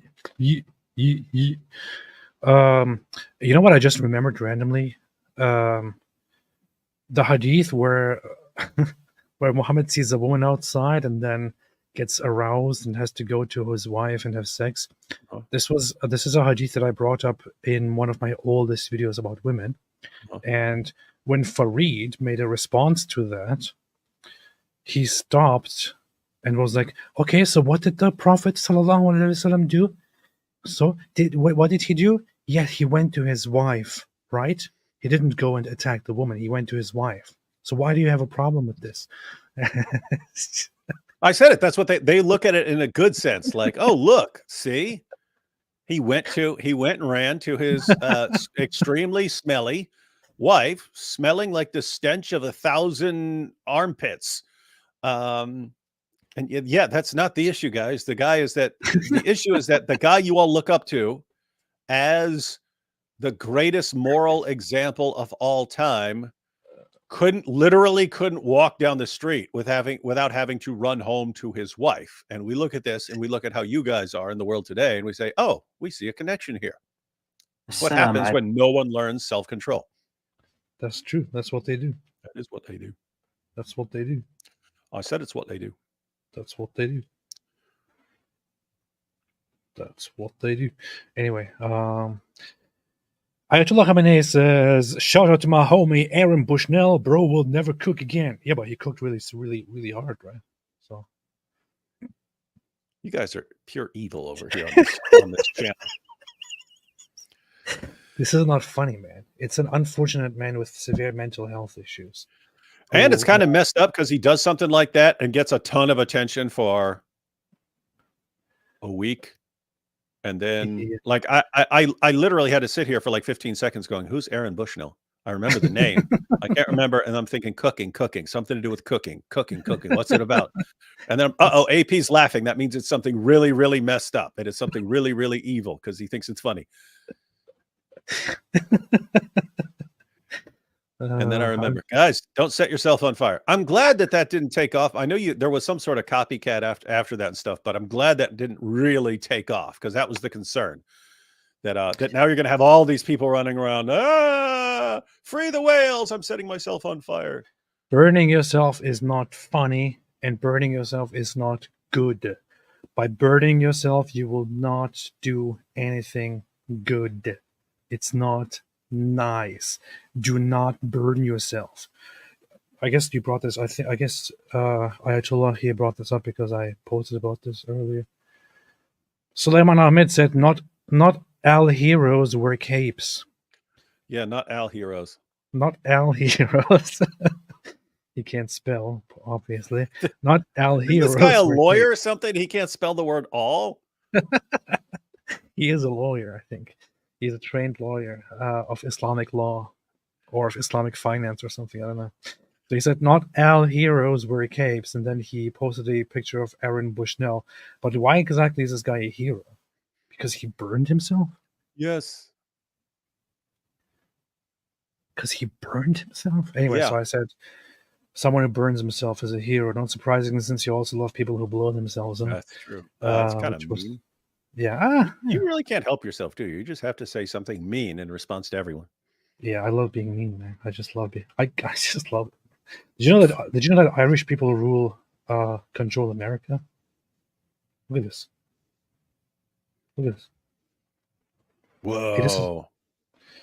I'm pretty sure this was actually a response to Jake Shields. Oh, is it one of those things where he like lists Jews who have any position anywhere and says, "You see," and so someone did it and said, "Okay, let me post a bunch of pictures of business people who are Irish," and then What he actually did is, I think he made a tweet saying, "Who controls America?" in one word, and then somebody came and said, "The banks," and then he said, "Then and who runs the banks?" And then some were like, "Jews, Jews, Jews," and others were pointing out that is not even true. So the discussion came to this, and then came to how the investment firms are not even led by Jews; they are led by mostly Irish people or people of Irish origin. So this has become kind of a gag of people doing this whole of mocking these cartoons with an Irish person. And things like that. The Jews run America. The Jews run the world order. So anyway, that's the issue. That's the issue. That's what people do. That's what people do. That's what they do. Bottom G, yo, Pray Sharmura, you look so dope. Yo, Pray Sharmura, you look so dope, tied up in the bag of my Bugatti. A badass IDF girl strangles him with her spare yellow bikini.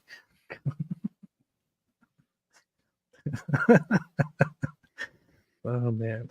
Ayatollah Khamenei, I tried making popcorn again and I Bushnelled it yet again.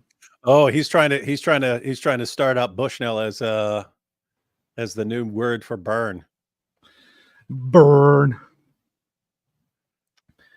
Like you say, if you burn someone up, you say, "I Bushnelled that dude, man." I often can't remember the guy's name, and I keep thinking I remember it because I think arson, bush, burning, Aaron, and then bush, like in burning bush. So Bushnell. These That's are how I AP's remember mnemonic devices for remembering Yeah. names. That's how I think. Natasha said, "Have you noticed Tater's eyebrows? Not even my gay friends have such plucking. I know, got mine done." Well, there was something that I brought up recently here, where I asked people why Andrew Tate sounds so gay, and of course, this is going to be a little bit uncomfortable for different reasons. But here is a comparison of Jordan Peterson and Andrew Tate. I'm really attracted to my wife. Well, and we've been isolated from each other for a long time because we were both so sick. It's been 2 years, really. Girls come to me and go, "Yeah, beat it up." I was like, "Oh yeah, okay, cool." No, I mean it. No, bitch, I mean it. When I hear this, I think, why does he sound so gay? This sounds pretty gay. By the way, that was why there were that guy with all the dancing videos where he looks exactly like Andrew Tate. That's why those worked, because it seemed like the real Andrew Tate. Yeah, coming out to do all these nice dances in public places. OMG, slay. Go, "Yeah, beat it up." I was like, "Oh yeah, okay, cool." No, I mean it. No, bitch, I mean it. Yeah, slay, queen. I guarantee I changed the way you look at sex forever. The physical intimacy element of our marriage is extremely important. We're very careful about that. You're gonna be fucking crying. I won't cry. I bet you cry, bitch. I bet you fucking cry. And value it extremely highly and pay a tremendous amount of attention to it. It's really important. You're saying I wouldn't cry. You're challenging me to a fight. You're saying I can't hurt you. You're out of your fucking mind? That the sexual element, the romantic element, those two things, when they're properly handled, they're indistinguishable. I don't even have to fuck you. Forget the sex part. That's a distraction. My dick can stay in my pants. I'll just start beating the shit out of you. How about that? We walk in the bedroom. I start kicking your ass. No sex. I just No can't sex stand the sight of women. I can't stand the sight of women or the thought of sex. I just beat the crap out of everyone. No, I must admit. Let me go hang out with my bros. My bros. I must admit. What? I didn't really buy into the whole idea that Andrew Tate is a very tough guy, but I must admit today that he is actually very, very tough. So hearing this, that he really, really, really is very tough on beating a woman in his bedroom. Wow, never heard anything so tough and so brave and so stunning. This is amazing, man. This guy is so tough. Little Wow. side note: there is some screenshot-worthy material of some of the pics of just these random facial expressions for thumbnails and stuff for like a live stream. Yeah. Some of these are very good facial Yeah. expressions for thumbnails. This is a good one. Yeah. Then And if you think that sex is okay without romance, you don't know anything about romance. Can I say this on YouTube? Yeah, I can say this on YouTube. I've legitimately done that. Girls running their mouth. I just start beating the fuck out. I'm not even having sex. They love it more than ever. They like it more. The less sex you have with them, the better. Because Better. And now your girls are all snitching on you. Yeah. Andrew Tate. I And love it. It turns out when that girl, the girl who was 15, Vivian or whatever her name was remaining loyal to him and defending him and so on, I was like, gosh, he was completely successful in the conditioning and the brainwashing and so on, to the point where it doesn't matter what you do, these girls will still defend you. And yet here you find out that she was just remaining loyal because he was paying her. Yeah. And then we didn't pay her enough. Then she's testifying against him. So great job, Andrew. There's a very dark aspect of this. Two of the women who are named on in the documents were transferred by Andrew Tate at the beginning of the case to Dubai and are now kept there on property that he that is, I think, his, that he owns, or that whoever works for him owns. They are being kept there, and from there they record videos occasionally and make posts defending Andrew Tate and saying that he's such a good guy and everything that everyone says about him is complete nonsense and all that. He actually had those women transferred over there, and there were transcripts also caught from prison where he instructed them to speak well about him, to go to the court and say only nice things and say that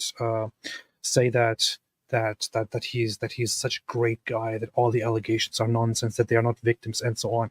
He actually had those women transferred, moved over to Dubai. They are now held there by his employees, speaking good stuff about him. So what's very likely happening here, as is suspected, is that these women are now held there by force, where they have to make clear his image and say good things about him and defend him in public, at least. So this is just what's so messed up about this whole thing to me, that people will watch movies, right? They will watch movies where they see villains holding people by force, or holding women or others and mistreat them. And then they have an actual real case of Andrew Tate, who is a self-confessed pimp, who actually does the very same thing to people. And those very same people who watch those movies then start defending this guy, Andrew Tate, the actual villain in real life. I hope this guy dies. Seriously. You're evil, man. You're worse than Andrew Tate. You want him to die?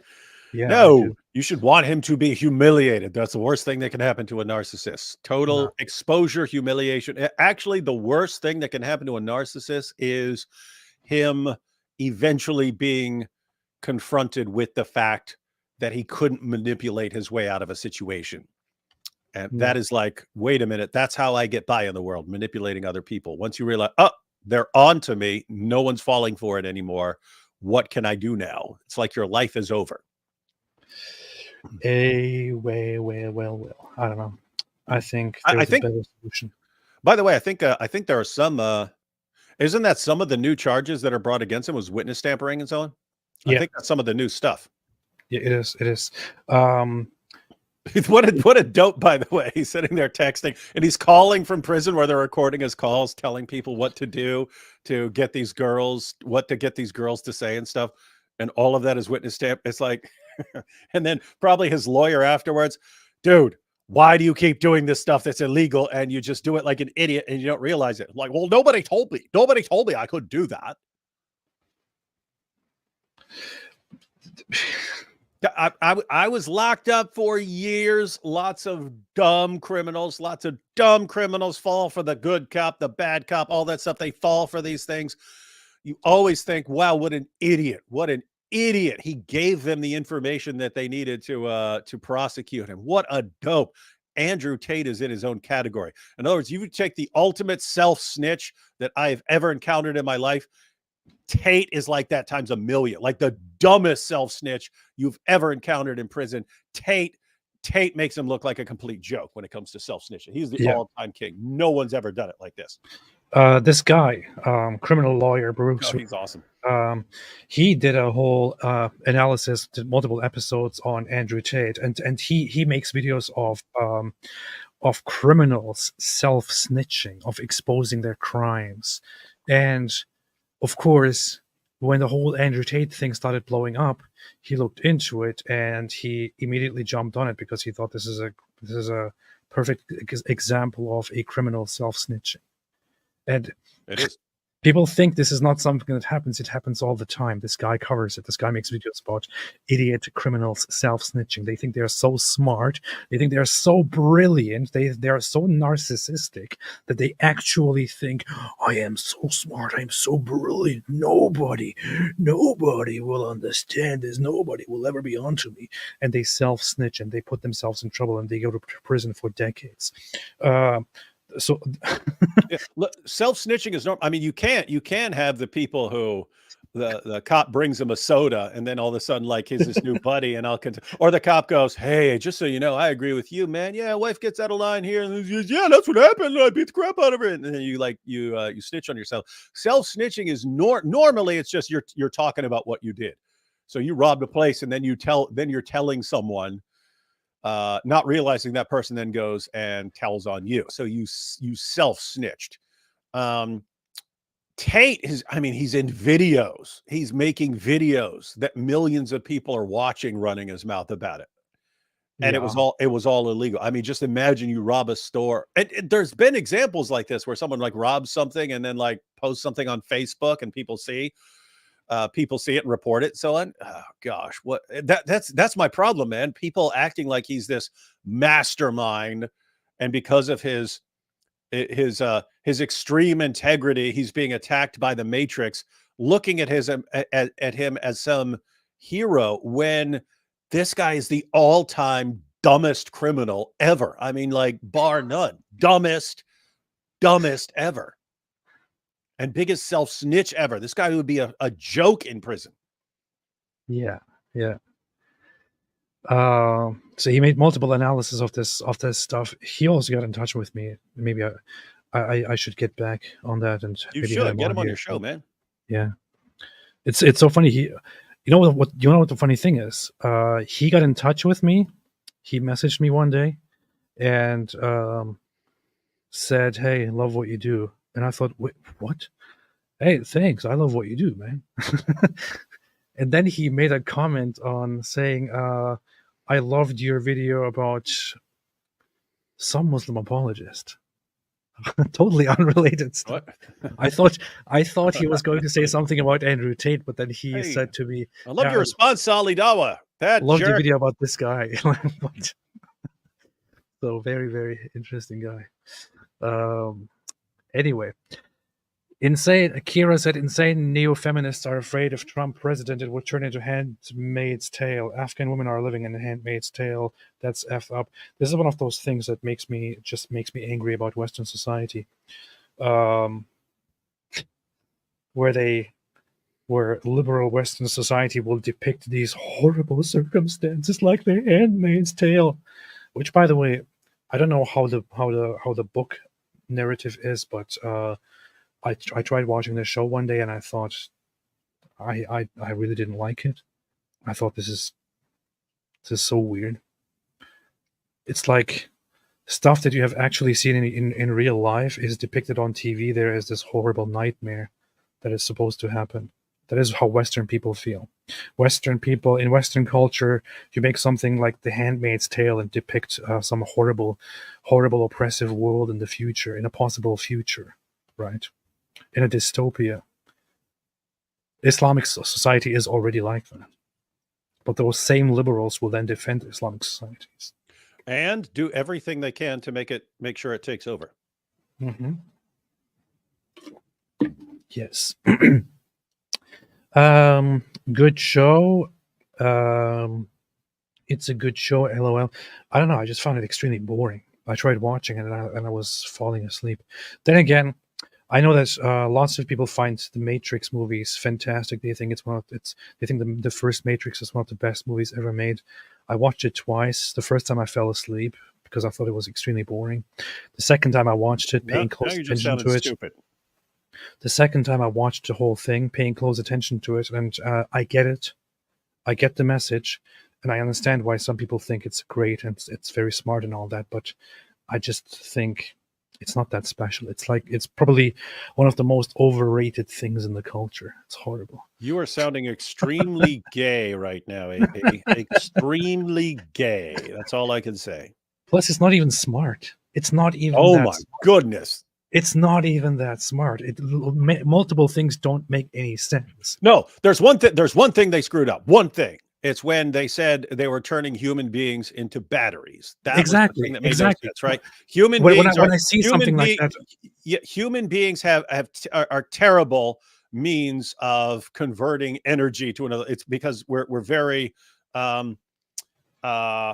we waste a lot of energy. So if you're using a human being, you're putting in more energy than you're getting out. It's stupid. So that's ridiculous. In the original was it avoided this. I have no idea why they changed it. In the original was human beings became part of this network because the computer was using their brains as part of this network. So they're using human brains as like computer chips.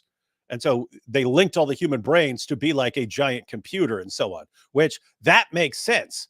As crappy as human beings are as batteries, they would be very powerful computer processors. So that would have been great. And I don't know why, because other than that, it would have been an awesome. I mean, it's still silly, but would have been really awesome without that one stupid thing about batteries. It even holds up a battery to turn human beings into this. He holds up a Duracell.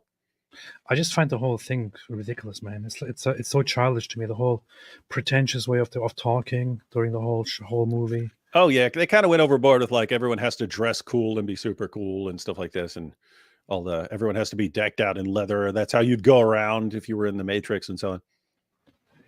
But other than that, it was a banging movie, man. They had kung fu, and that's it. I don't know. No, it was awesome. And they had one of the coolest villains of all time, Agent Smith. It's on my top 5 movies, top 5 most overrated movies of all time. No, it's not. Hey, the interrogation scene where they first bring him in. They must have actually like really studied police interrogations, because he did everything. Agent Smith seemed like someone who was programmed with every sort of interrogation tactic known to man, and like does like the perfect, we're on your side, why don't you give us what we need, we'll help you out, and so on. But right when he walks in the room, it was like every single super good cop as far as who can get information out of people, like he was all of them rolled into one. It was too perfect. So stop hating. Great Blade movie. Runner is good. I like Blade Runner. It's a bit too long for its genre, though. I mean, honestly, even the Barbie movie is better than The Matrix. Anyway, Lil Drill Music said you guys should watch Alex Jones Will Hunt Down the Enemies of InfoWars. It's really funny. You should put it on. We'll have a look at it. Alex Jones will hunt down enemies of InfoWars. There are people out there. Return of the Frog's gay, and we're gonna hunt them down. Come on over here. Come on, coward. Come on over here. Come on, coward. I know that I want to punch you in the nose. I'll beat your goddamn ass, you son of a bitch. You're an intellectual dumbass. Okay. I can't play the whole thing because of music. Yeah, but, there's a concern about the music. I don't want the stream to be taken down. I told you before that I had never actually watched anything by the guy, and all I'd seen were like these compilation clips of him acting totally unhinged and so on. So I thought that I was like, why does anyone watch him? He sounds like a complete lunatic. Until I watched him respond. One day, I watched a clip where he's responding to Joe Rogan. I was like, oh, I get it. This is awesome to watch. So they're saying, Yeah. and Joe Rogan says he want to give me a hug. I don't want a hug. I want war. I'm built for war. And I was like, he's saying this to Joe Rogan. I'm just like dying laughing because Joe Rogan would beat the crap out of him. Anyway. Yeah. Blade Runner sucks. The original one from the 80s, not the later one. It's weird. I saw it. I don't remember it. I mean, I remember like some of it. I remember you got Rutger Hauer acting all creepy, and then Daryl Hannah's doing backflips and stuff, but I don't remember it very well. Stephen Glenn said, I think AP is rage baiting. LOL. Yeah. You actually did get that one. I many of the things that I say about what people really love when I start talking trash about it, I only mean like 10% of it. Most of it I just do because I love people getting outraged about such supposedly common sense things. Yeah, it's fun. I love it. That's what I do. Urinating upon one another. That's what they do. Hu Jintao said China should take MO, hijab, Al-Dawa, Dili Hussein to Xinjiang for education. Also, Suleiman Ahmed, that guy deserves to be there just for his accent. That guy really has big problems, man. He really needs to. I actually, earlier today, I was sitting here and I was thinking, remember when Suleiman Ahmed had this debate with Destiny, and he said this thing, and historians actually say that totalitarians, last longest, and they also say that Islam, the Muslims are currently the totalitarians.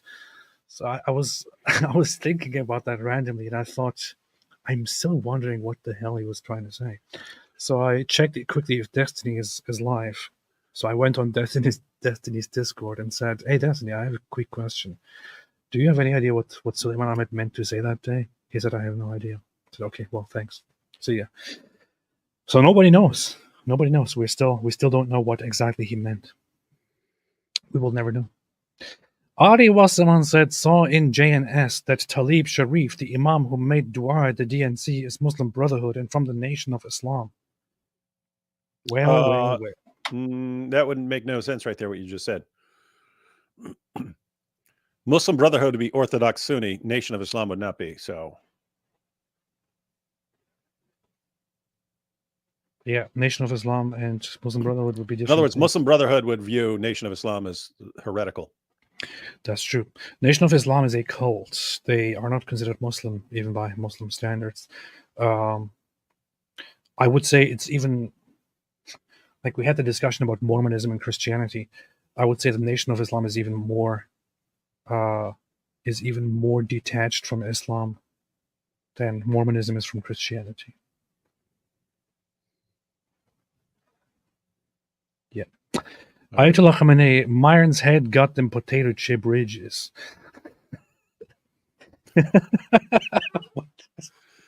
Dude, Sheikh Yadak said, what color is your cell block? What color is your cell block? What color is your cell block?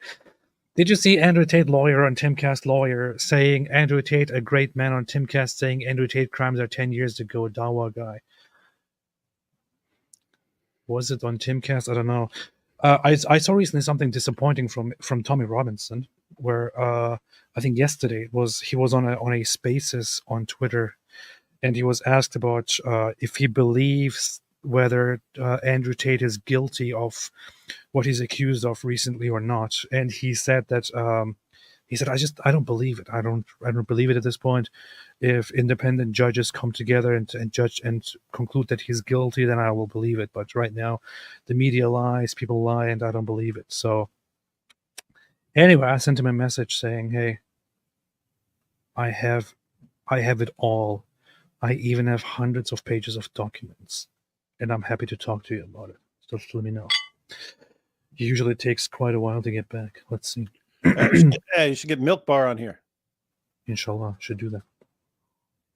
I actually have, there is a 400-page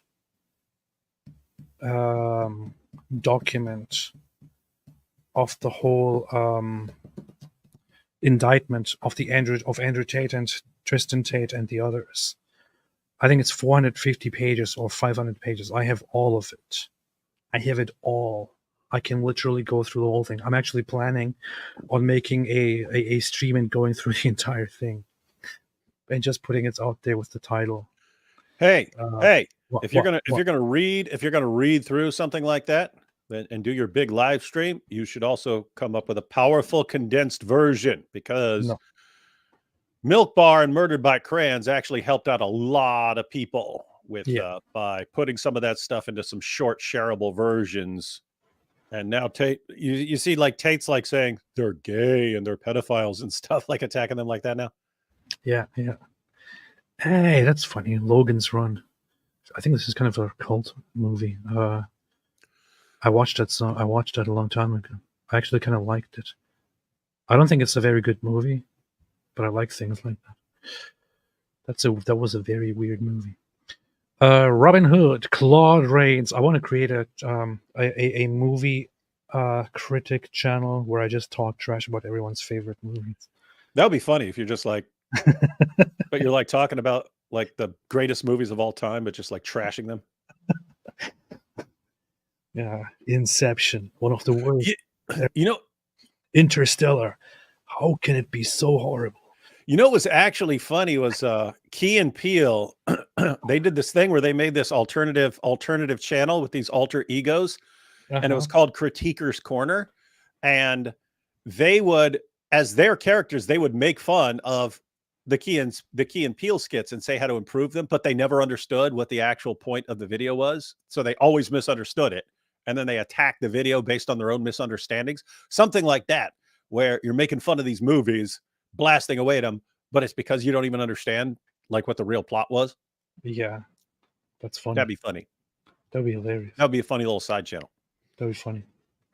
You're gonna trash Gladiator next? No, don't be ridiculous. That's an actually good movie. That's actually a pretty good movie. Nothing intelligence-wise to critique about it. It's just a very good epic, which I appreciate. I will ban you if you suggest that I should talk trash about Gladiator.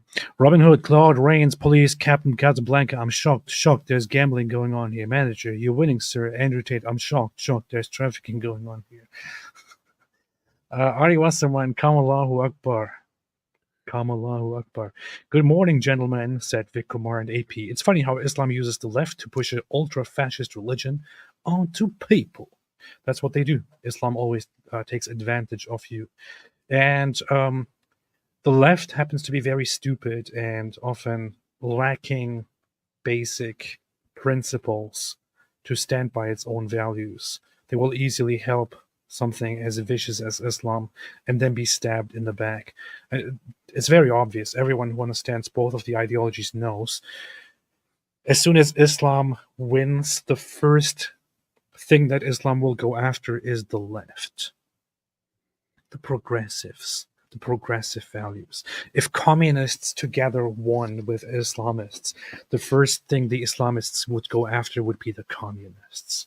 But the communists, the leftists, the progressives, aside from sharing some qualities, also happen to be extremely ridiculously stupid, where they all the time, wherever you look, make this incredibly stupid move of helping the Islamists get to power and then handing them the knife with which they get stabbed in the back. It's so stupid every single time. That's what they do. Ayatollah Khamenei, the Ottomans did nothing wrong, said Caliph Dan Bilzerian. Yeah, the Ottoman were solid creatures, man.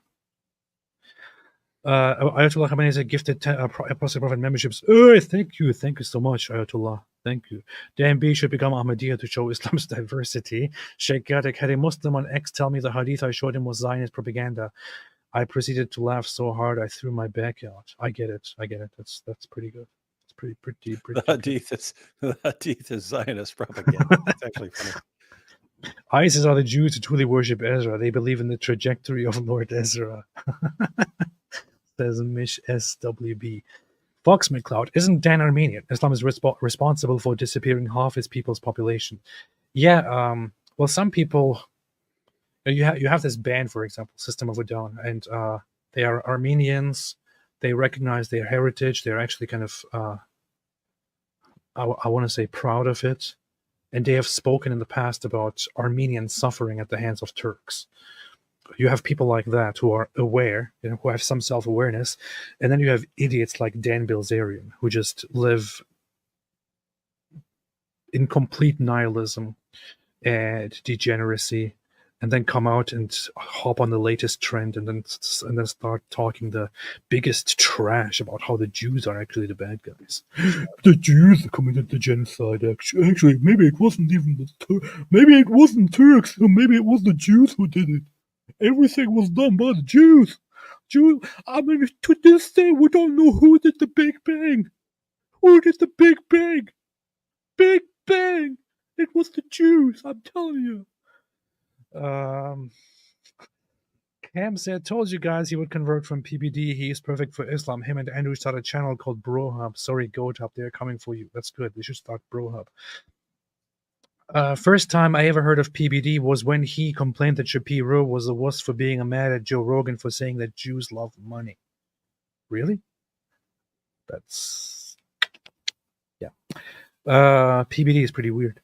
The events in Afghanistan clearly show collusion on the part of Big Whiteboard in order to increase shareholder value, sickening American capitalism. This is a good theory. And we should go after the whiteboard companies. Yeah. Alhamdulillah. Destiny and Javad debated on MDD. Will you review? Here's the thing. I like Destiny despite the fact that he's a very sick person. I really don't like Javad. Javad the Shia dude? No, Javad he's not Shia. He's regular. He's Sunni, but he's kind of Javad Hashmi. Yeah, he's like Shia or Ismaili or something, isn't he? No, he's not. He's a Sunni. How he blasts the hadiths? No, he has big disagreements on interpretation and reformism and stuff like that. Khalid Andani. Yeah, Javad's a dirtbag. He's actually worse than Hijab. He just has better credentials and pretends better. Oh, what? Their debate on Destiny's channel. The whole world is lost. 280,000 views. But it's 3 hours long. Yeah, but check the comments.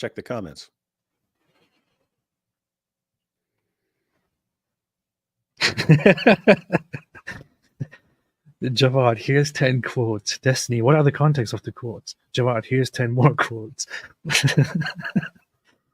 God. The one thing I learned from Jawad is that no single Arab has ever attacked a Jew. Nice.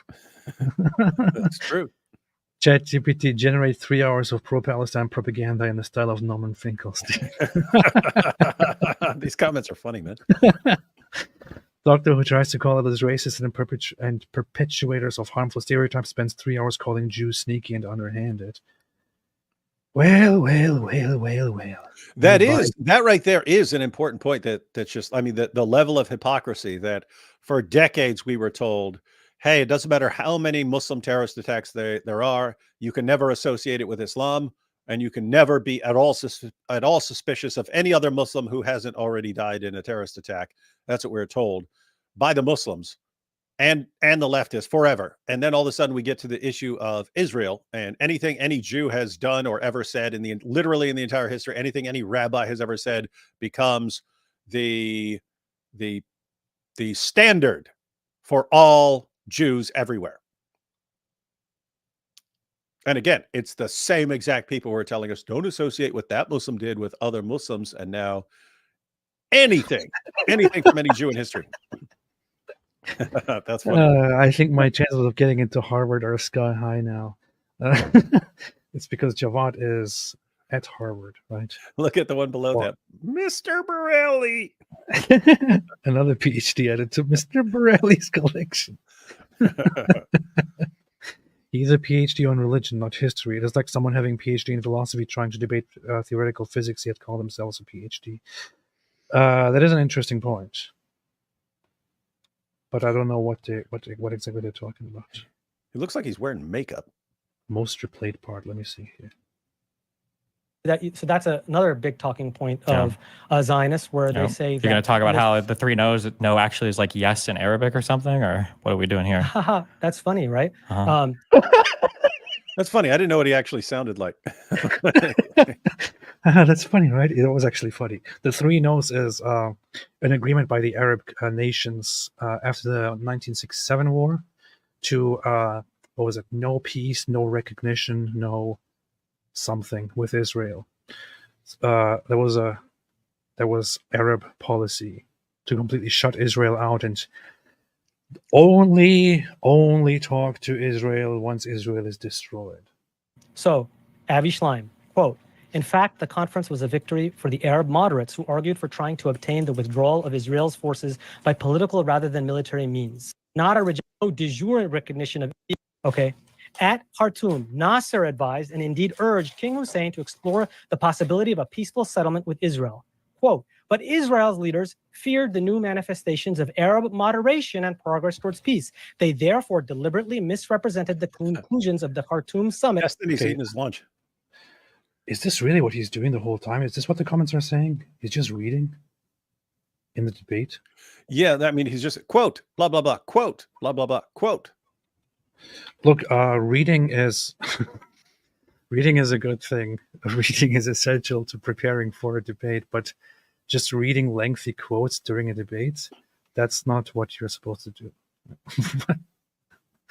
As the climax of Arab intransigence in order to justify the toughening of their own position. Iron Wall, page 276 to 277. Meanwhile, while you're talking about the 3 no's of 3 no's, no negotiation. Okay, so it's no recognition, no peace, no negotiation with Israel. That's what they do. The Palestinians, here are the 5 no's of the Israelis, even as late as the 1990s. Israel, quote, clung to the current 5 no's. No to a Palestinian state. No to a return to the 1967 borders with only minor modifications. No to a discussion of the permanent peace settlement. No to withdrawal from the Jordan Valley. And no to a negotiation with the PLO. Wasn't that just like the same thing 5 times? No, that's not. Okay. Gotcha. Yeah. Would you? But things only cut. Yeah, the only things cut one way for you. I know that. Okay. Wait, hold on. No, the 3 no's for the Khartoum conference were pretty distinct. One was there could be no formal peace agreement. The 2 is that they can't negotiate anything, so no economic ties or anything. And then the 3rd was you could never even recognize Israel as a country that you could even do business with. There was nobody even to talk to. I'm not going to quibble on you because this is a silly point to quibble on. Okay, I'm so sorry. My bad. Yeah. I'm so sorry. My bad. That's funny. Is this guy okay?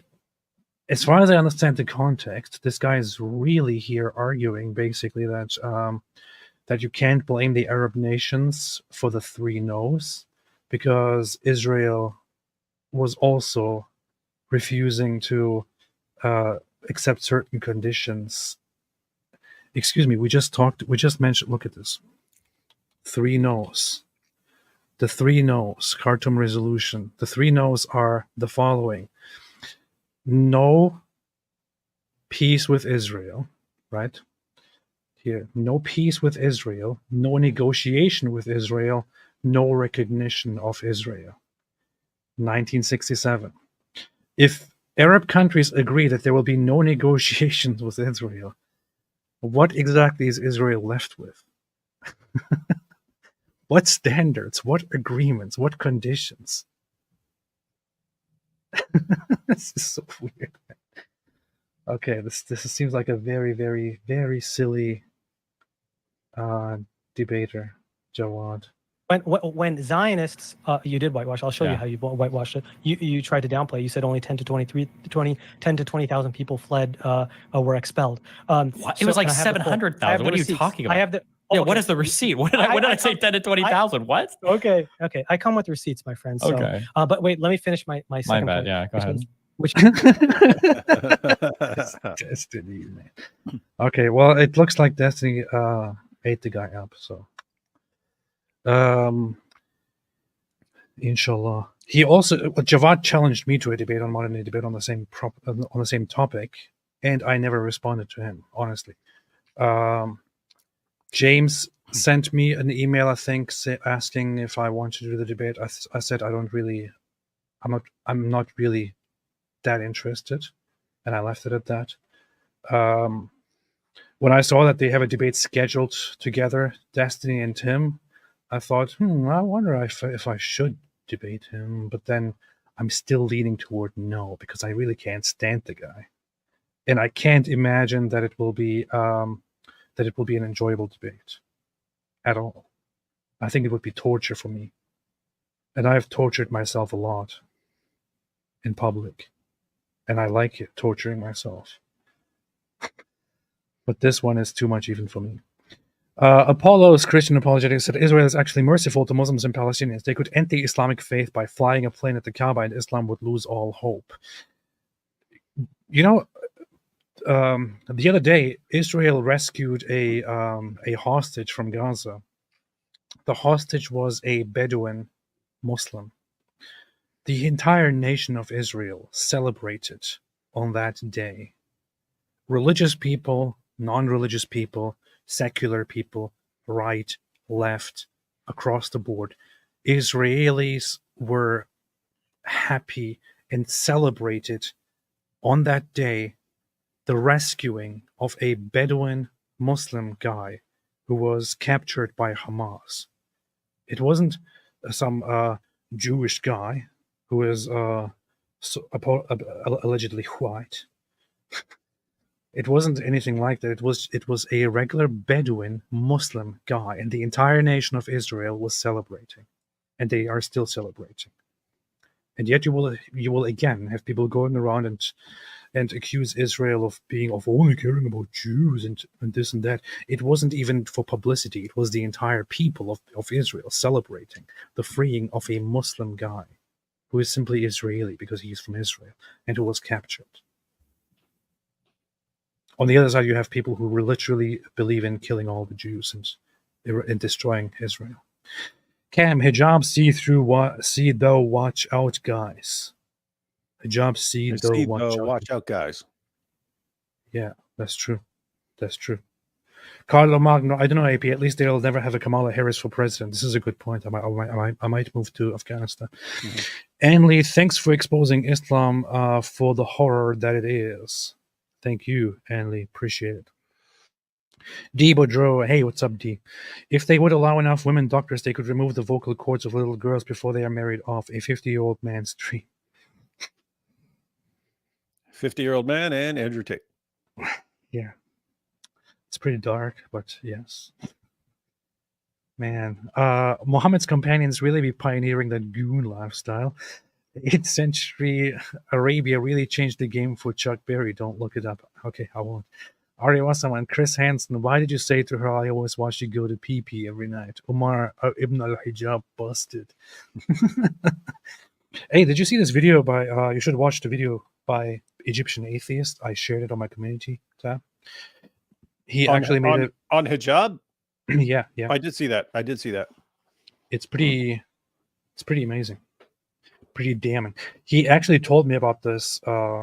He texted me and called me and told me about what he found about Muhammad Hijab from many years ago, that he ran basically a fraud certificate business.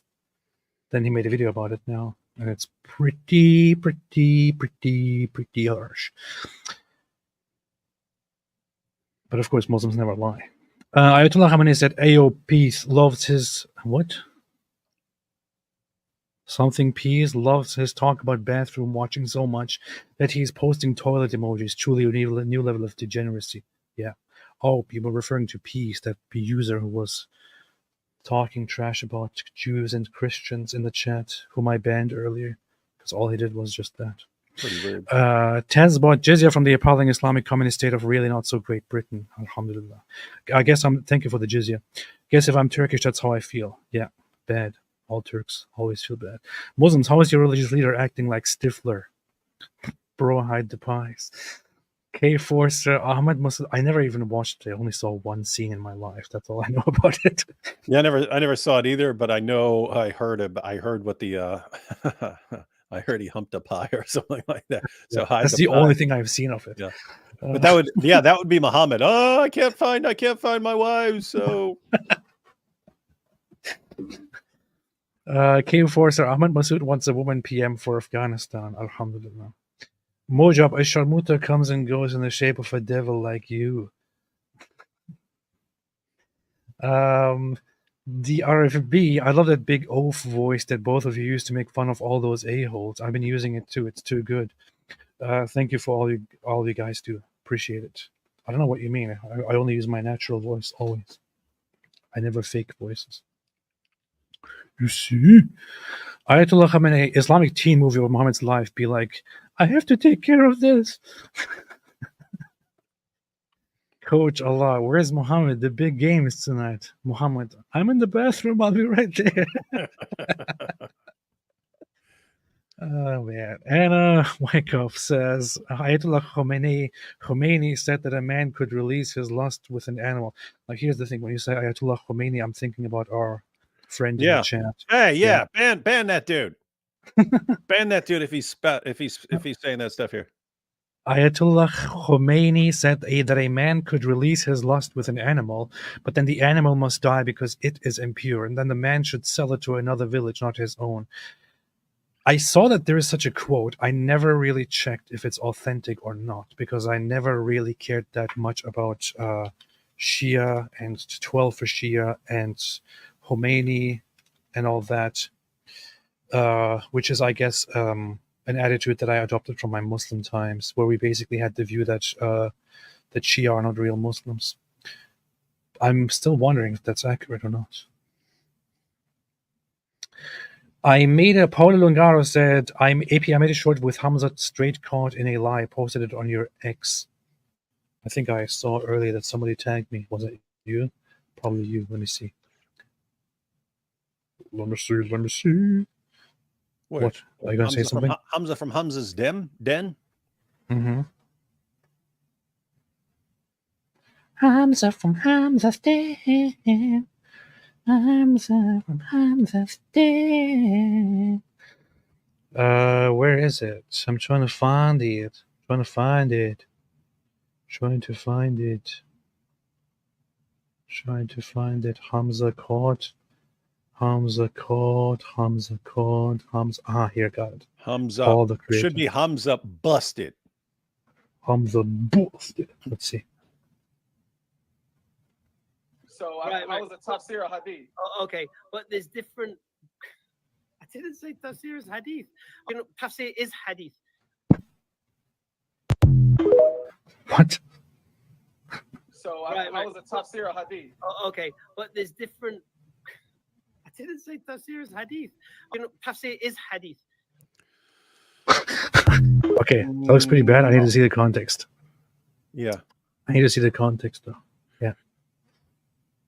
Yeah, so guys, there he said tafsir. Tafsir is commentaries on the Quran. Hadith are these collections of sayings and deeds of Muhammad and sometimes of companions and so on. What you would say is that tafsir, like tafsir of Ibn Kathir, he quotes a lot of hadiths to make his points and stuff, but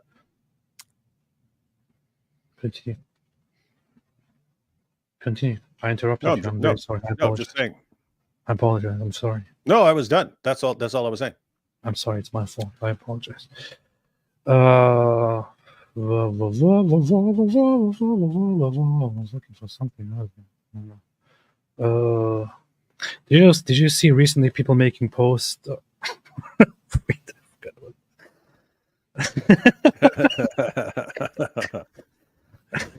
I saw that one. That's funny. Yeah, I made this stupid meme earlier because Dr. Lupus posted this thing of Israeli Prime Minister Menachem Begin supposedly saying, "Our race is the master race. We are divine gods on this planet. In fact, compared to our race, other races are beasts and animals, cattle at best." I seriously, if I saw this quote, even if it came from somebody that I really think is a really messed up, horrible person, I would think, okay, this sounds a little bit too far-fetched. I need to look this up and see if it's actually authentic or not. But people actually post dumb stuff like this about Jews and Israelis because nobody cares about fact-checking. The other side, they don't care about fact-checking. They just publish this nonsense. This is a completely fake, completely made-up quote. Hey, there are proposed community notes, but I don't understand what you're objecting to. I mean, they got a picture of the guy. They've got a Star of David there. They got a little flower. They've got a quote, and they got the name and who he is. So what further evidence could you possibly ask for? Yeah. Anyway, so I made this because same standard here. I'm retarded and a liar. I can't believe people retweet my posts. Dr. Anastasia Maria Lupus. Not in plastic surgery, lol. What? What's wrong with you, man?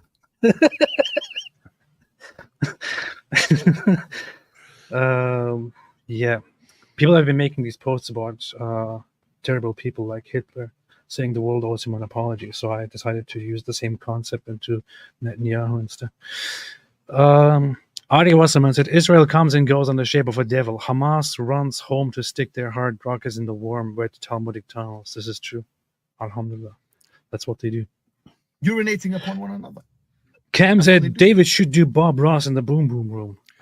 Oh, yeah, because he'd be in trouble for... Oh, well, no, he might be okay because he likes painting pretty little trees. Yeah. Makes me think of, what's his name again? That one guy who did a parody of him. Oh, Steven Crowder did that, man. Steven Crowder, yeah. Yeah, that was classic. Yeah, kind of a jerk. And Wyckoff said, how is anyone there going to practice medicine if they cannot have cannot have pictures of living beings? What do the medical textbooks look like? Well, we just replace human beings with trees in our pictures. And then we practice operating using pictures of trees. Operating on trees. That's pretty good. Beatrice Nunes said, Bomb Room, Muhammad and the Devil Woman. Hey.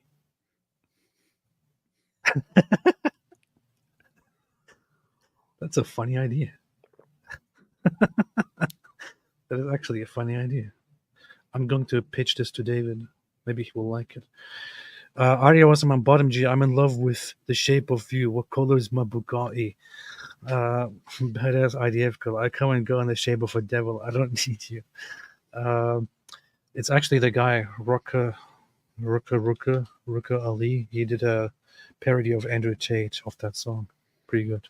It's called What Color Is Your Bugatti? Ibn al-Furqan Me said, do women have to be covered while giving birth? Yes. Lloyd 444 AP on the agnostic scale, where are you leaning? Don't know, where probably isn't a god, or I don't know, there probably is a god. Reasonings answer. Well, you didn't complete your question, so I can't really answer this question. Yeah, because it says here reasoning as well. I don't know what that's. I don't know if you just cut it off there. Was there more to this? I don't know, but it seems that your chat is incomplete, so I don't know what you're saying. I can't answer your question. I'm sorry. Yeah. In other words, you might have stopped before you said, "Ha, just joking with this question. Don't answer." But we don't know. You didn't finish. Yeah. I don't know. I will never know. I'm just kidding. Why do you have a picture of Mike Winger there? On the agnostic scale, where are you leaning? I don't know. There probably isn't a god, or I don't know. There probably is a god. I think I'm in the middle of the most authentic agnosticism there is. I don't know, man. I was thinking today, if I wasn't so afraid of my very fickle mind, I would have probably acknowledged and converted to a certain religion a long time ago.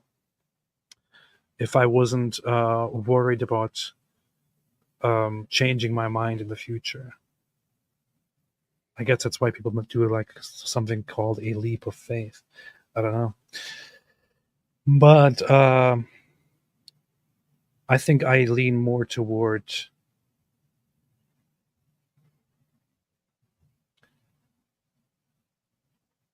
I think I lean more toward the second one at this point. Take that as you wish. D. Boudreau said, a friend here told me people have two phones, one used for checkpoints. If physical search finds a phone with pictures of female friends, they get beaten black and blue. I've seen photos of injuries. What? A friend there told me. Okay. You've been in Afghanistan? That's pretty messed up. Well,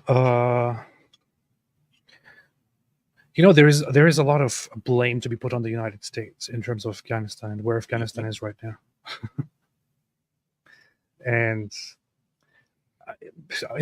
there were things the United States could have done when they were in charge of Afghanistan. And instead, they wasted their time and wasted everyone's time with this stupid idea of nation building, which just went completely wrong and then pulled out and made a mess. Yeah, that sounds pretty sexual. I didn't mean that at all. Yeah. Pulled out and made a mess. Yeah, the idea is, guys, and I was talking about how stupid everyone is with war nowadays. If you're gonna fight, then fight to win. If you're not planning on doing what you need to actually win, stay the heck out of it. What is your problem?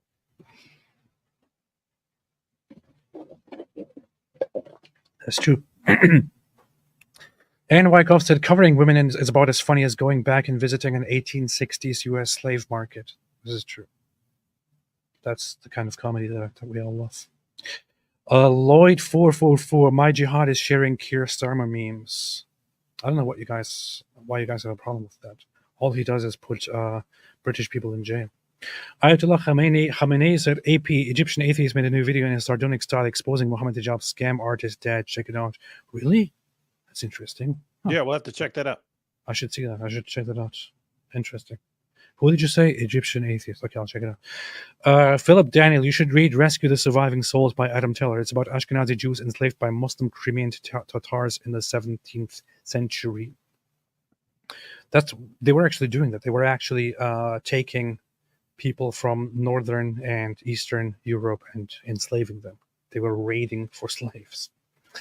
Mechanique, but I will check that out. Rescuing the Surviving Souls. Rescuing the Surviving Souls.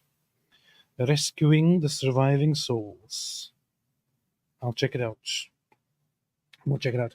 Mechanique, thoughts on Nabi Asli? Beats more than Netflix anyway. Yeah, I think he does some good stuff. Lloyd444, have either of you reviewed the book Muhammad's Quran by Peter McLaughlin and Tommy Robinson? Nope.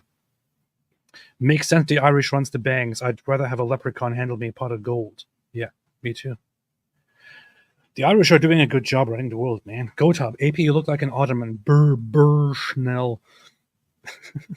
There's a movie came out this year called The Goat Life, and every time it comes up, it reminds me of Goat Up and you guys. Is there really such a movie? Yeah, there is. What the hell is that? Herding goats, something. What is this? Is it an Indian film? What's that about? I don't know. It's called The Goat Life. Yeah, but like, what would a movie called The Goat Life be about? I don't know. It's a Malayalam language survival drama film written, directed by Jugu. We're forced into what? It is an adaptation of the 2008 best-selling Malayalam novel Adujivitum by Benjamin, which is based on the real-life story of Najib, a Malayali immigrant laborer who were forced, one among thousands of Indians who were forced into slavery in Saudi Arabia as goat herds in secluded farms in the deserts by the native Arabs. Okay, I thought it has no relation to Muslim culture at all, but you're just joking about the whole goat life thing, but it actually does, but not in the sense that we thought. This is interesting. Huh. But it's an Indian movie. I'm not going to watch it.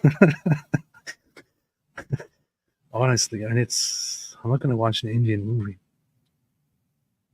Ayatollah Khamenei, Andrew Tate, future cellmates. I bet. Andrew Gates says, Tristan, you can come out the closet. The jig is up. Lloyd 444. I am genuinely convinced that people who are impressed with Andrew Tate and who actually watch his shirtless videos, who watch him sit there shirtless and talk about, they all want after me because of my money and because of my cars, it's the Jews and all that. I think they all have a fetish. I think they are gay, but in a very disturbing way. Genuinely, I think that Andrew Tate fans dream of what paying Andrew Tate members actually do, which is they used to do that. They can't do it anymore, but they would go to meetings with Andrew Tate where he takes his shirt off, and all of these tough masculine guys dream of just having a gay group sex event with Andrew Tate. That's what they are all after. All these Andrew Tate fans that you see online, they are dreaming. They're dreaming of watching, when they watch this shirtless guy, they're dreaming of just having sex with him in the gayest way. And they hate women. Some of them are married, but they hate their wives. They just want Andrew Tate instead. Even when they have sex with their wives, they just think, I wish this was Andrew Tate. I wish this wasn't my wife. I wish this was Andrew Tate instead. But this is just speculation. I'm just asking questions. Lloyd 444. Andrew Tate watches hub videos and punches himself. He calls it master tating. Robin Hood, no living beings like goats. Yes. Aquila Copeland said Andrew Tate's self-snitching is egregious, but it falls short of King Von. That's what you say. Ayatollah Khamenei, The Matrix is trash, pseudo-intellectual, trendy retelling of Plato's cave, utter garbage. Thank you. Thank you, thank you, and thank you. No, that's the point, guys. They took a little stuff from Book 7 of The Republic, and they took a little bit from Descartes, from the first chapter of Descartes' Meditations on First Philosophy, and they wove a story out of it. That's not a negative, that's a positive. There are problems with the movie, which we've already addressed. But it is a garbage movie. Making an but taking a philosophical theme and making a cool movie out of it, that's not a downside. If you want the downside, watch part 2, where they took other ideas from philosophy and made really crap movies out of them. Cause and effect. Let's talk about cause and effect. And just so everyone knows, in philosophy departments make fun of the Merovingian's speech on cause and effect in philosophy departments. They think it's like hilariously stupid. The funny thing is also that being in the Matrix has literally no downside at all. And there's absolutely no need to escape the Matrix. It's like, why? All he offers is the truth, nothing more. That's your choice. You can remain in the Matrix, or you can eat whatever pill takes you out of the Matrix. Or is why would you leave the Matrix? And people are looking forward to dying and going to an afterlife that is basically the Matrix. No, life it's would not be good if life would be better if it was the Matrix. He specifically said they made a perfect world, and the human brain would not accept it. Therefore, they had to make a crap world, Matrix.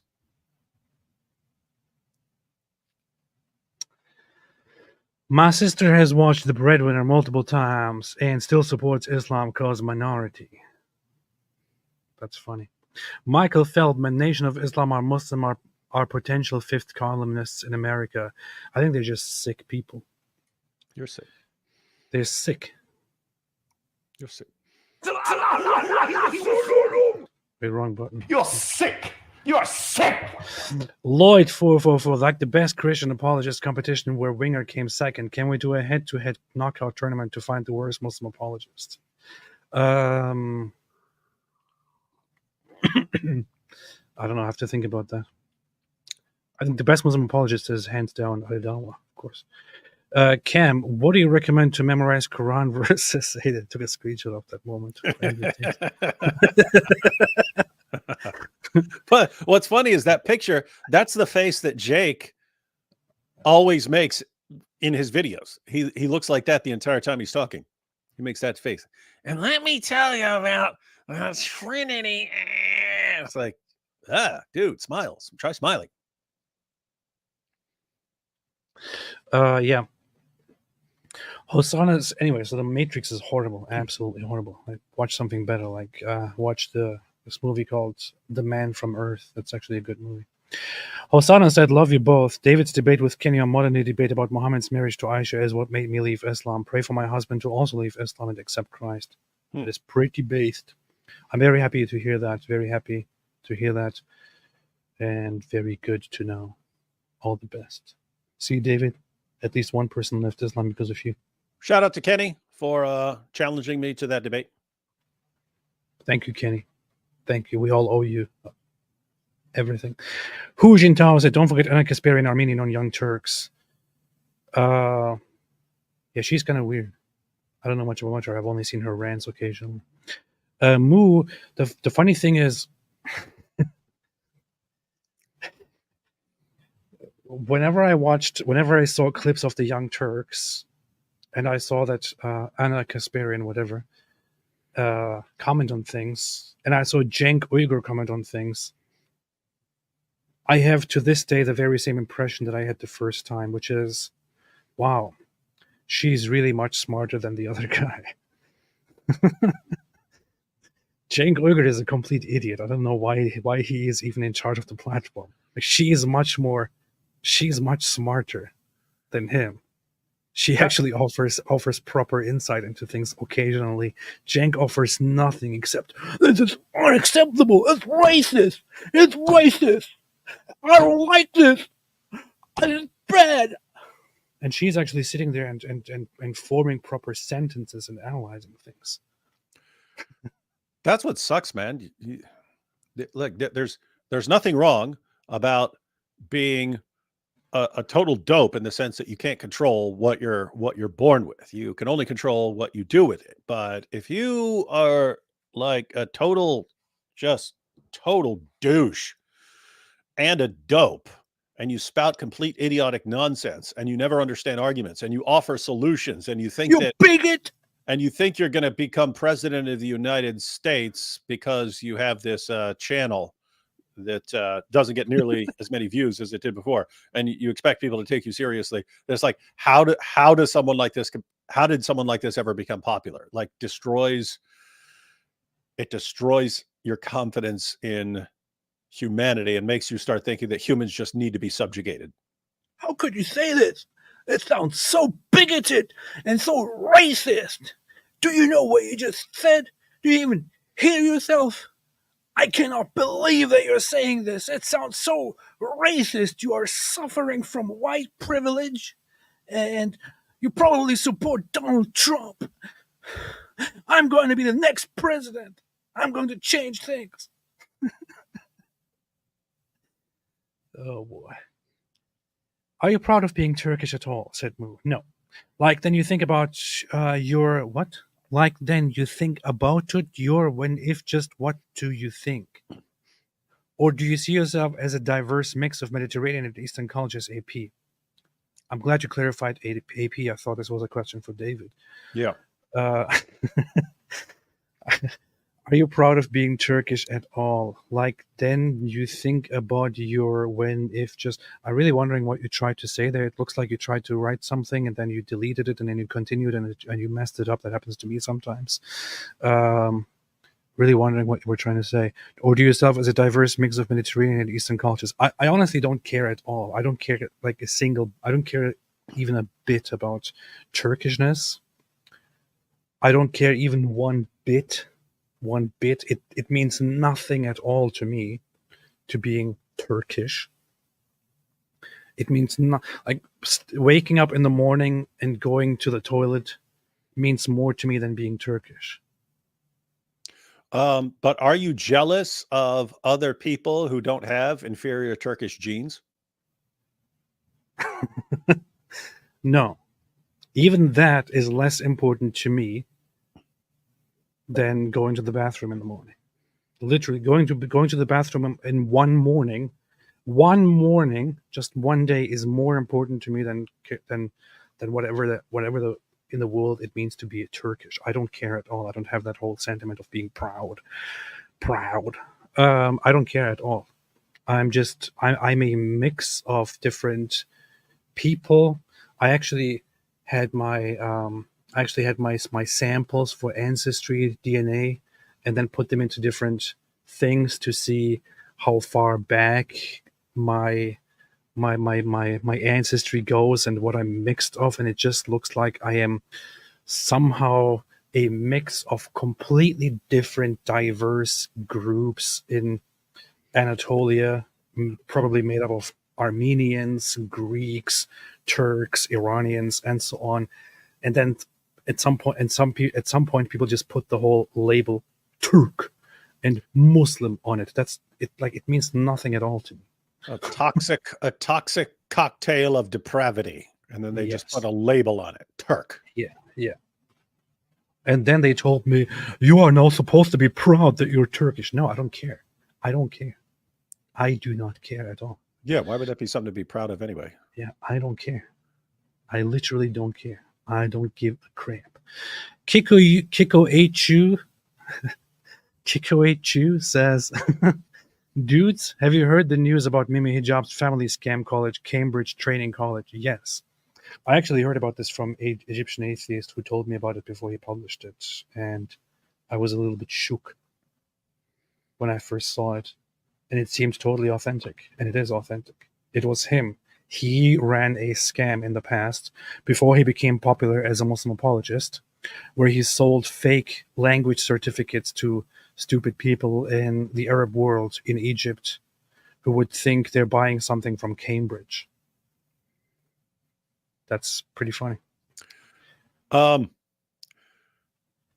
wasn't interested in it at all, and it wasn't surprising because I always assumed all these guys were like scam artists behind the scenes. It's like when someone like exposes a politician for lying. I was like, weren't all these guys lying? Or like this politician committed this crime, and I was like, I assumed they were all committing crimes behind the scenes. So nothing that would shake me mentally here. And so with it's a look, Hijab was in a scam. What else did you think he was doing? Like, I have no idea what else you think. It's like they're going to come out next week and did you know that they're all practicing polygamy and banging each other's daughters and stuff? So like, oh really? Oh, shocker! I'm so shocked by that. Alhamdulillah. Kurdistan shall rise. Yeah, the South will rise again. That's what they say in Turkey. Turksic. Turkish Matrix. AP, the most diverse man. Yeah. Timothy Moore made a good point and said AP still isn't apostate enough. He cares too much about how he relieves himself. This is something that is still left in me from Islam. I care a lot about how to go to the bathroom, farting, pooping, and all that. What? Hey, did you know that Turkey made some movies back in the day? They did. I'm sure you watched the Turkish Rambo clips, but that was you guys made some serious YouTube gold with those movies back in the day. Yeah, it wasn't me, but everyone should watch Turkish Rambo. It's awesome. Yeah, it's pretty good stuff.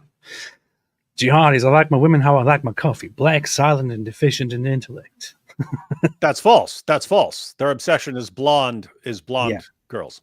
Yes. Well, with the cover black, the cover. Oh yeah. Chesky Goldberger, can David Wood respond to Tova Singer video about Candace O? Tovia Singer made a video about Candace Owens. He made a video. He didn't make a video. I think somebody came up to him during a conference or something and asked about the whole issue with Candace Owens, and then I saw like half of it. He then he started explaining it to the guy, and the guy didn't know very much. But he explained to the guy that basically that this is not about Christianity, and that Candace, with influence from her husband, follows a sect of Catholicism that rejects the authority of the Pope and specifically focuses on aspects of anti-Semitism. And her husband has a history with this, and she obviously adopted this from him, and so on. So it's a whole conversation about that. Because apparently the idea is that Candace is part of the, Sedevacantism, the guys who reject the authority of the popes after the Second Council. And Yeah, and they specifically have a problem with the fact that the Vatican denounced anti-Semitism. Yeah, I don't know. Check it out. Caleb Robinson, I like how Muslims subconsciously believe Jews are more powerful than Allah. Crazy how they think the Jews can corrupt that which Allah has said can't. This is the thing with the obsession with Jews. Both Muslims have that and the neo-Nazis have that. The neo-Nazis will on one hand suggest that Jews are racially inferior people, and on the other hand claim that they are that all their suffering is because Jews are so powerful that they control everything. And the Muslims will do the very same thing. They will accuse them of controlling everything and being responsible for their suffering, but also of corrupting all of their scriptures in the past, messing up Allah's plan, basically being better than Allah, and so on. It's just so insane.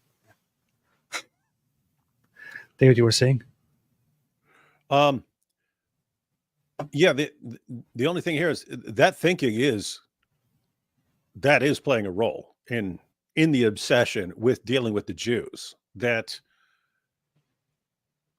Muslims always seemed like powerless, like for decades, completely powerless. Like for 14 centuries, we've been crushing the Jews. And all of a sudden Jews just become indestructible powerhouses who can just slap around entire Muslim groups at will. Terrorist groups just slap them around like they're no problem at all.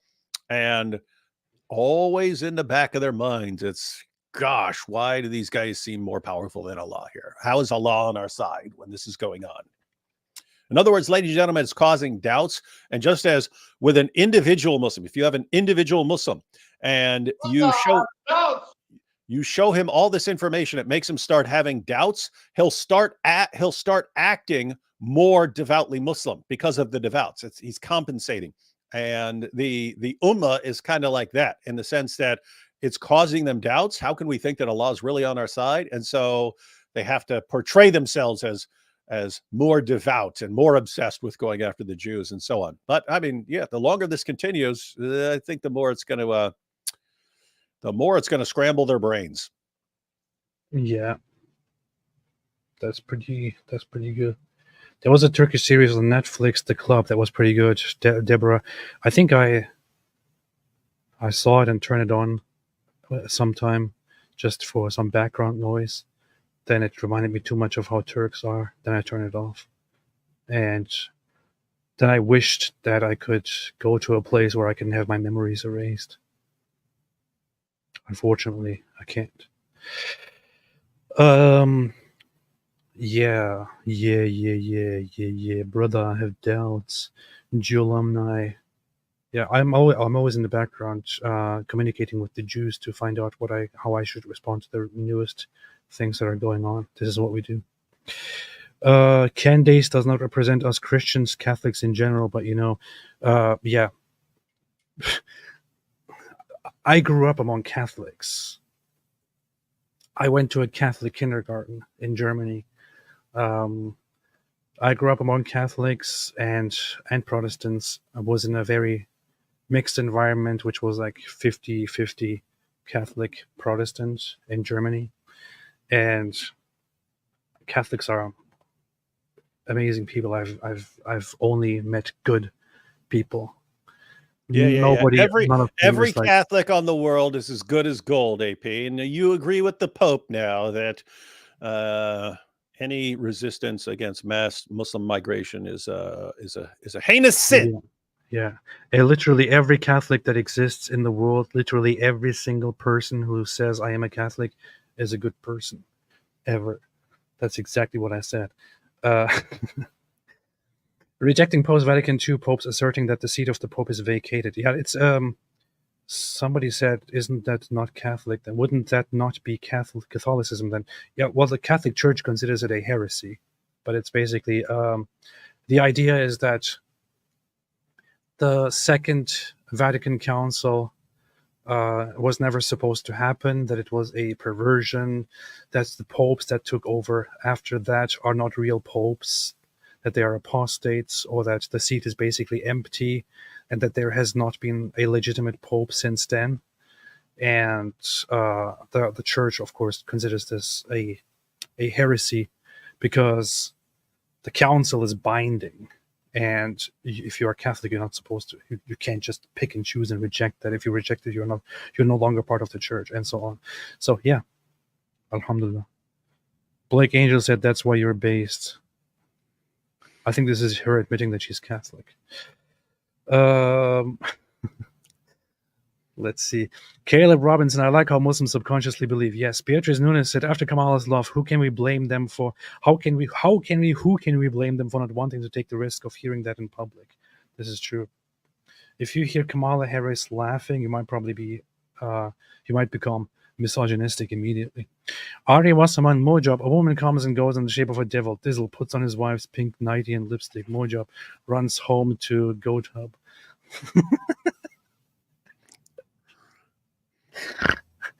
Dylan says, have you guys seen the debate between Andrew Wilson, Muslim Lantern, Sneeko? I haven't. We still might want to go through that as like an extra, because there's all kinds of stuff that we've. I don't like Andrew Wilson. Over the next couple days. I can't respect the guy, Andrew Wilson. Doesn't mean it's not funny to watch him do some math on Muhammad and Aisha. Maybe. I would totally watch Jay Dyer versus Muslim Lantern because I like Jay Dyer. And I would totally look at that. In fact, I watched a little bit of it, and I think it was pretty nice. And he buried them once again. But I just can't take the guy Andrew Wilson seriously, man. I don't know. And Wyckoff, Mossab Hassan Youssef should debate. You're just mad because he burned up your boy, Matt Dillahunty. No, you know what? I can't take someone seriously who's hosting or being a regular on a show like the Whatever podcast. It's like with Myron, and when they run Fresh and Fit. I mean, if that is your go-to place where you work, where you appear all the time, I just can't take you seriously. Sorry. Yeah. No, he will probably message me or post about me, challenging me to a debate. Mm-hmm. And you'll be crushed and humiliated. That's what he did about somebody else recently. Mossab Hassan Youssef should debate Candace Owens. That would be awesome. You're not even fit to be a mother. Cam, have you seen Medicayun video where Sneeko gets turned on by Andrew and Andrew gets a mini me and starts making out with himself? Weird video. What the heck? What kind of weird stuff are people watching? I don't even understand what this is. I don't want to know any more about this. Kamal said, what should I tell someone that asked me why doesn't God regrow a leg in person that was born without a leg? I don't know what to say. Then you'd have to study a little bit on the problem of evil, why bad things happen in our world, and so on.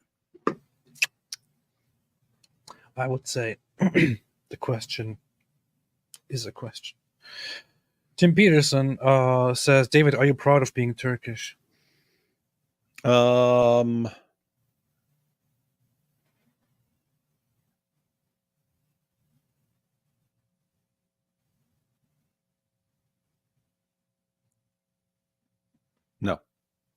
Okay. Fern the Fig says, I call Cenk Uygur chunk yogurt and would like to catch on, please, and thank you. Would like that to catch on. Yeah. We've been seeing chunk yogurt for a while. Chunk yogurt thinks everyone is a racist bigot. Lloyd444 says, I like my women how I like my coffee. Black, blonde, rose, silent, uneducated. There you Happy go. now, David. This must be what it's like to tell a theological joke to Mike Winger. Burn. You just got bushnelled. Block this dude. Lloyd444 said, jihad is nothing compared to Jihad. You see? Ash McLeroy, POV, your Momo. Difference between Abu Bakr and Dihya Al-Kalbi. Well, hanging out with Abu Bakr makes you a whole day, but just an hour with Dihya makes you a whole week.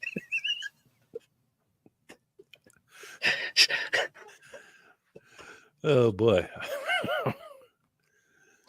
And it would be messed up.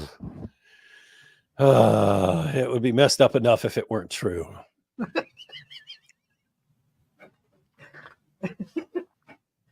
Yeah. I want to recommend a new book that I got. That's what I do nowadays. As a filthy Zionist, I want to promote this book, Stand Up Nation by Aviva Klompas. Hey, hey, do you ever actually read books anymore? No. Like real books? No, I don't read books. Books are gay. Andrew Tate said books are for losers and nobody should read books. So I don't do that. No, I'm saying I thought it might be cool for us to read a book and do a review of an important book. Yeah, maybe. Like what? I was thinking about Gad Zad's book. Oh, he's got his book on what was it? The parasitic mind. I listened to that through. But I could probably do that again. Is it worth reading? I was thinking of something like that where we like go through it. It is interesting. See what the cool points are and see if we recommend it and stuff. Like we can do that periodically a couple times a year. Like it has book out. It is a good book. It is really a good book, and it has some very interesting sections. And it even has so there are two things that I was very interested in that book. One is it has a whole part that deals with Islam. So that is something that we can go through. It deals with Islam as a parasitic thing in people's minds.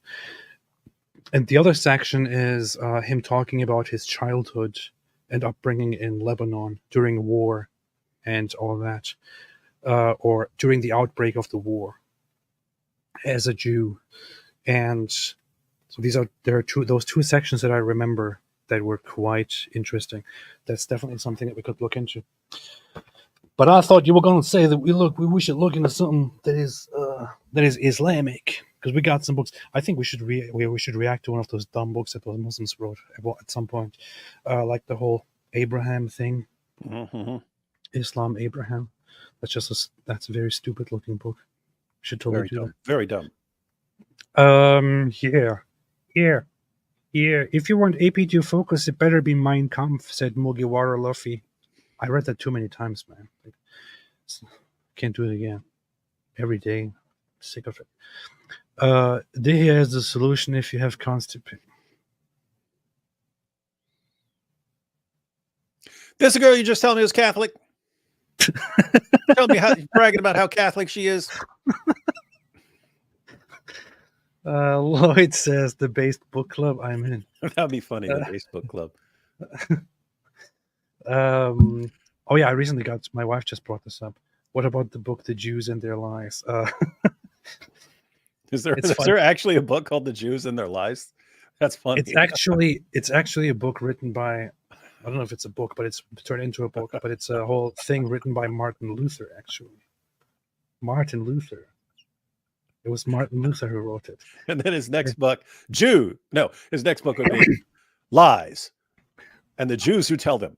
That'd be classic. So for the longest time now, in online discussions, neo-Nazis and others, the gropers, came and put this book in my face and were like, "Well, look, even Martin Luther wrote something about Jews and their lies." And I thought, first off, with all due respect, why in the world would I give a crap about what Martin Luther said about Jews? Okay, with all due respect, why in the world would I give a crap about what Martin Luther said about Jews? That is correct, and I can say even from a Christian perspective, even from a Protestant Christian perspective, if some Protestant at some point says something and you think it's wrong, you don't say, "Oh well, but he was a Protestant leader, therefore I have to agree with him." That would rail against the very idea of Protestantism, is that you don't have this. You don't have this hierarchy of things that you have to agree with. So anyway, yeah, I also spoke with IP about this and others. He recommended to get in touch with actually a Lutheran guy that he knows. Lutherans have generally rejected and condemned Martin Luther's anti-Semitic aspects and his writings on that kind of stuff. I got the book specifically because I kept seeing this and I thought, I really wonder what he said. I really wonder what he wrote. So I got the book and I started reading it.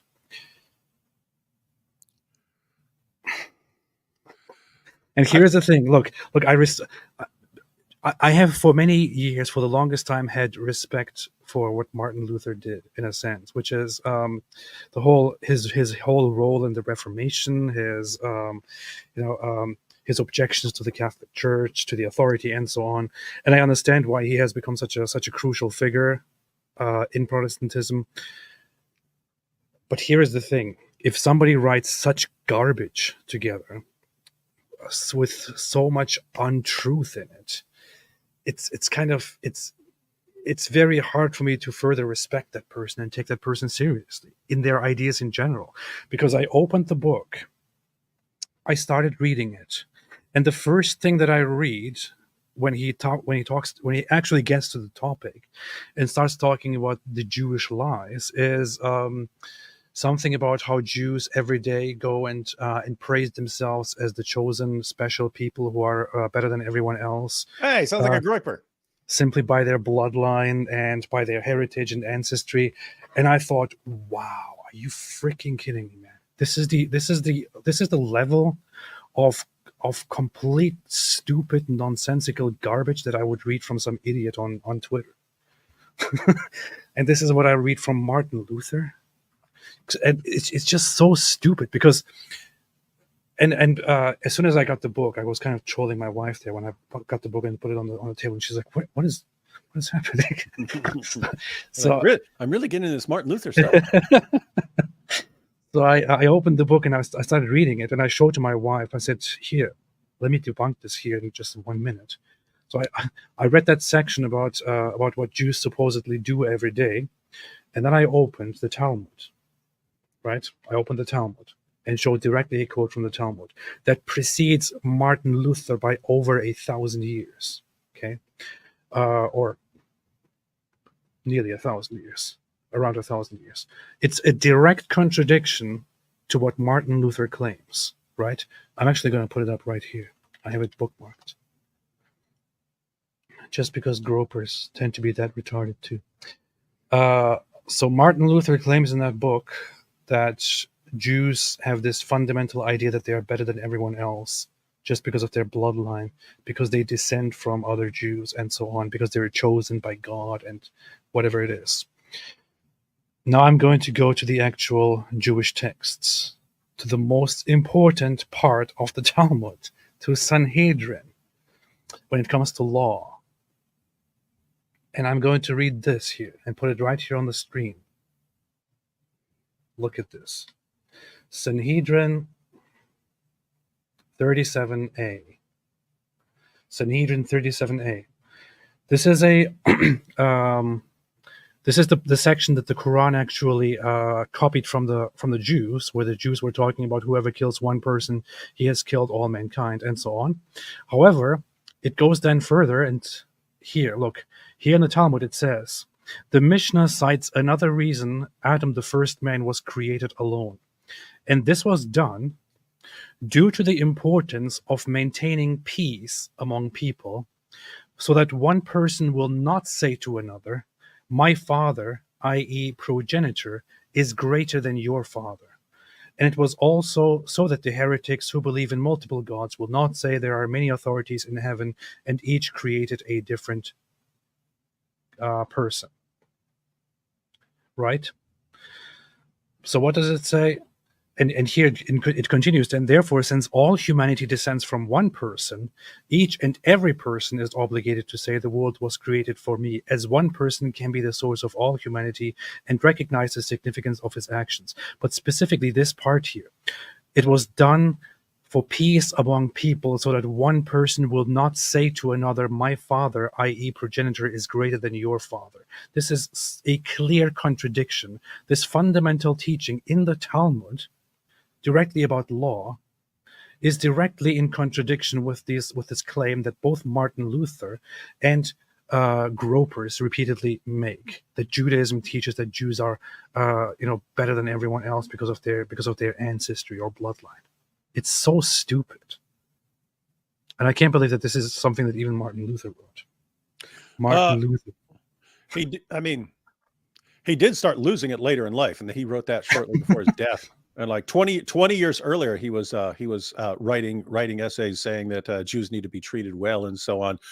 He really, I mean, I don't know nearly enough about the history, but just the impression you get is that he's like Muhammad and that he like has this massive problem with rejection. Yeah. Like at first he's like, of course the Jews didn't accept the gospel. It's been, people, they've been persecuted and they've been given a false picture of the gospel and so on. And so be nice to them, preach the real gospel to them. And he was even saying things like it's on God after that. It's on God to convert them. And later on it's burn their synagogues and so on. Once they didn't start converting as he thought they would. And again, it seems a similar thing with Muhammad, like, hey, Jews, Christians, you're rejecting me. So, yeah. And I find it very ironic that the book is titled "On the Jews and Their Lies," and it's basically a lie about Jews. Anyway, hey, we could use that title for like "On the Lies of the Dawa Clowns" or something like that. Yeah, that's funny. On the Dawa clowns and their Dawa lies. clowns and their lies. Shannon Draper said, "Isn't the Talmud just a bunch of rabbis arguing with each other?" Yes, mostly it is. It's not a list of Jewish rules or what Jews have to believe, is it? Yes. It is vastly, the majority of it deals with simply rabbis discussing about certain things. And then it has an aspect, part of it is called halacha, which means it is a law, where they have clear consensual agreements, conclusions on certain things. The vast majority of it is simply rabbis discussing. That's it. Or saying, this rabbi said this one said that, this one said that, they disagreed, and so on. That's basically what the Talmud is. That's what they study. That's what Jews study. That's what they do.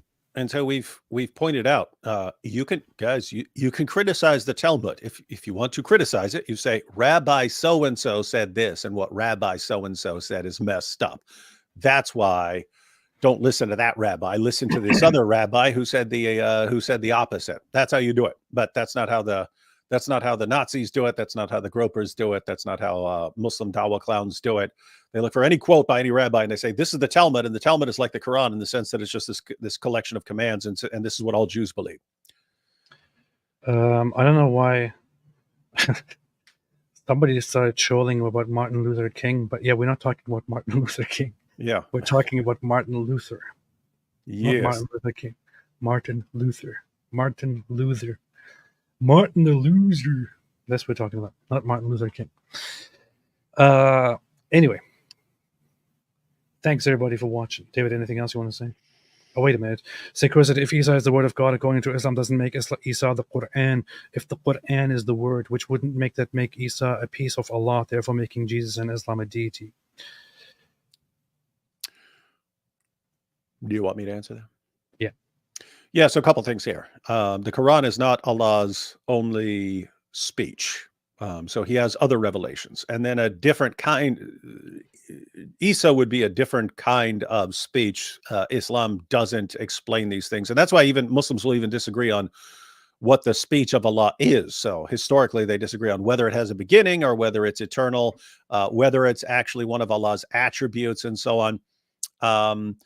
But what you could say is the idea behind saying that Allah's speech, the Quran, is eternal, is that if this is some attribute of Allah, he's speaking, then he must do it from all eternity. Otherwise, he would have come up with a new attribute along the way. But, and here's the thing, here's where this would be relevant to your question.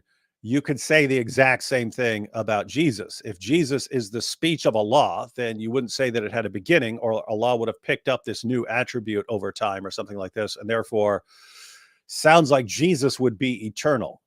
And there's actually a fun old clip back when we used to do the show Jesus or Muhammad over on the Trinity channel, where a Muslim called in. We said, hey, so is Jesus the word of God? And the Muslim says yes. And I think it was a sheikh. We're saying, hey, is Jesus the word of God? He's like, yes. And they go, does the word of God have a beginning, or is it eternal? And he says, it's eternal. And we all just like, are you kidding me? Are you kidding? You just admitted that Jesus is eternal and so on. Yeah. But side note, you also end up with some very interesting things on the spirit of Allah, because in passages about the spirit of Allah. It's something he breathes into. He breathes out and he breathes into certain things in order to make them come alive and so on.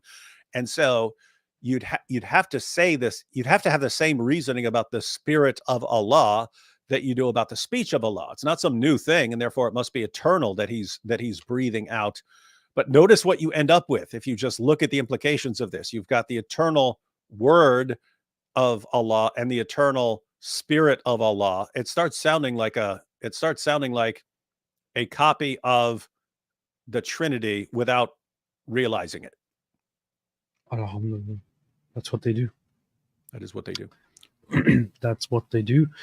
Carlo Magno said Luther loved the Ottomans. The Austrian painter loved Luther too.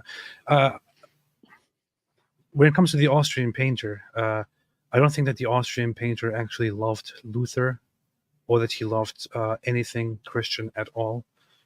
What the Austrian painter was aware of was that Martin Luther at that time had a lot of respect among Protestants in Germany. And what was important to him was to use the religious sentiments of people in order to convince them that his ideas are right. So he used Martin Luther, for example. He also used Nietzsche, which would be totally in contradiction, right? But he used Nietzsche to create propaganda for German thinkers that are in agreement with Nazi ideas and so on. Nietzsche would have hated the Nazis had he arrived at their time and so on. So, yeah. I call heaven and earth to witness that whether it be Jew or Gentile, man or woman, servant or maid, the divine rests upon each according to his deeds. Sounds like a quote from the book. Amitai Holt said, base the Apostles song on Oops, I Did It Again. That's funny. That should be Muhammad Hijab's theme song when he keeps like saying really stupid things and then getting in trouble over it. Yeah. And then he apologizes. That should be his apology. He should have his own little apology. Oops, I did it again. I opened my mouth. I sent out a tweet. That's true. That's true. That's true, mate. That's true, mate. All right, everybody. Thanks for coming. Thanks for joining. And thanks for listening. Make sure you like the stream and leave a like in it. And tomorrow, I think we're going to be live again on David's channel, in it. No. I'm live with Rashid tomorrow, though you're welcome to join in. Okay. Rashid messaged me and he said he wants to do a show with his the 10 worst Quran verses. So I still haven't thought about it yet, because I'm totally willing to just sit here and let him go through the 10 worst Quran verses and have him break those down. But I was thinking it might also be fun if like I came up with a list. It might be fun if all of us came up with a list of the worst 10 Quran verses and then we like discussed, you know what I mean? That's like, fun. Hey, this is no, this verse is clearly worse than your number one verse. That's fun. That's fun. So tomorrow we will not be live on David's channel, but tomorrow David's going to be live with Brother Rashid on his channel, where they're going to talk about some uninteresting stuff about it's going to be super based, way more based than AP's channel. No, it's actually a very interesting topic. The 10 worst Quran verses. Would always suggest checking out.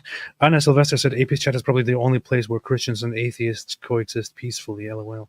That's kind of funny, isn't it? That is. Plus also Jews. I checked, and my audience nowadays is like 15% from Israel or something. Like for a tiny country. You see? Black Angel AP totally humiliated. I know. David just really bushnelled me with that response. That was pretty bad. What? Say hi. Is that what that says? I don't even know. I can't read. I need to work on my Hebrew. All right. Thanks everybody for joining. And also, before I forget, thanks everybody for joining. And while you're here, don't forget to like the stream. And as always, Jay says AP the Zionist chill. What are you talking about? I'm not a Zionist chill. I'm a Zionist. I'm a proud and happy Zionist. Here. Look, I just recommended this book earlier. Aviva Klumpus, fantastic person. We met her in person in Israel. Has a new book, Stand Up Nation. She was very based. And read it. Israeli Resilience in the Wake of Disaster. I'm a proud and happy Zionist. Look. Here. See? Hope this hurts you. No, I don't hope it hurts you. I just think that you should stop calling people these dumb things. Anyway, have a fantastic day. A goat upset Zionist chill. Nice. Thanks everyone for watching. Have a fantastic day. And as always, as our favorite goat likes to say, stay away from Islam.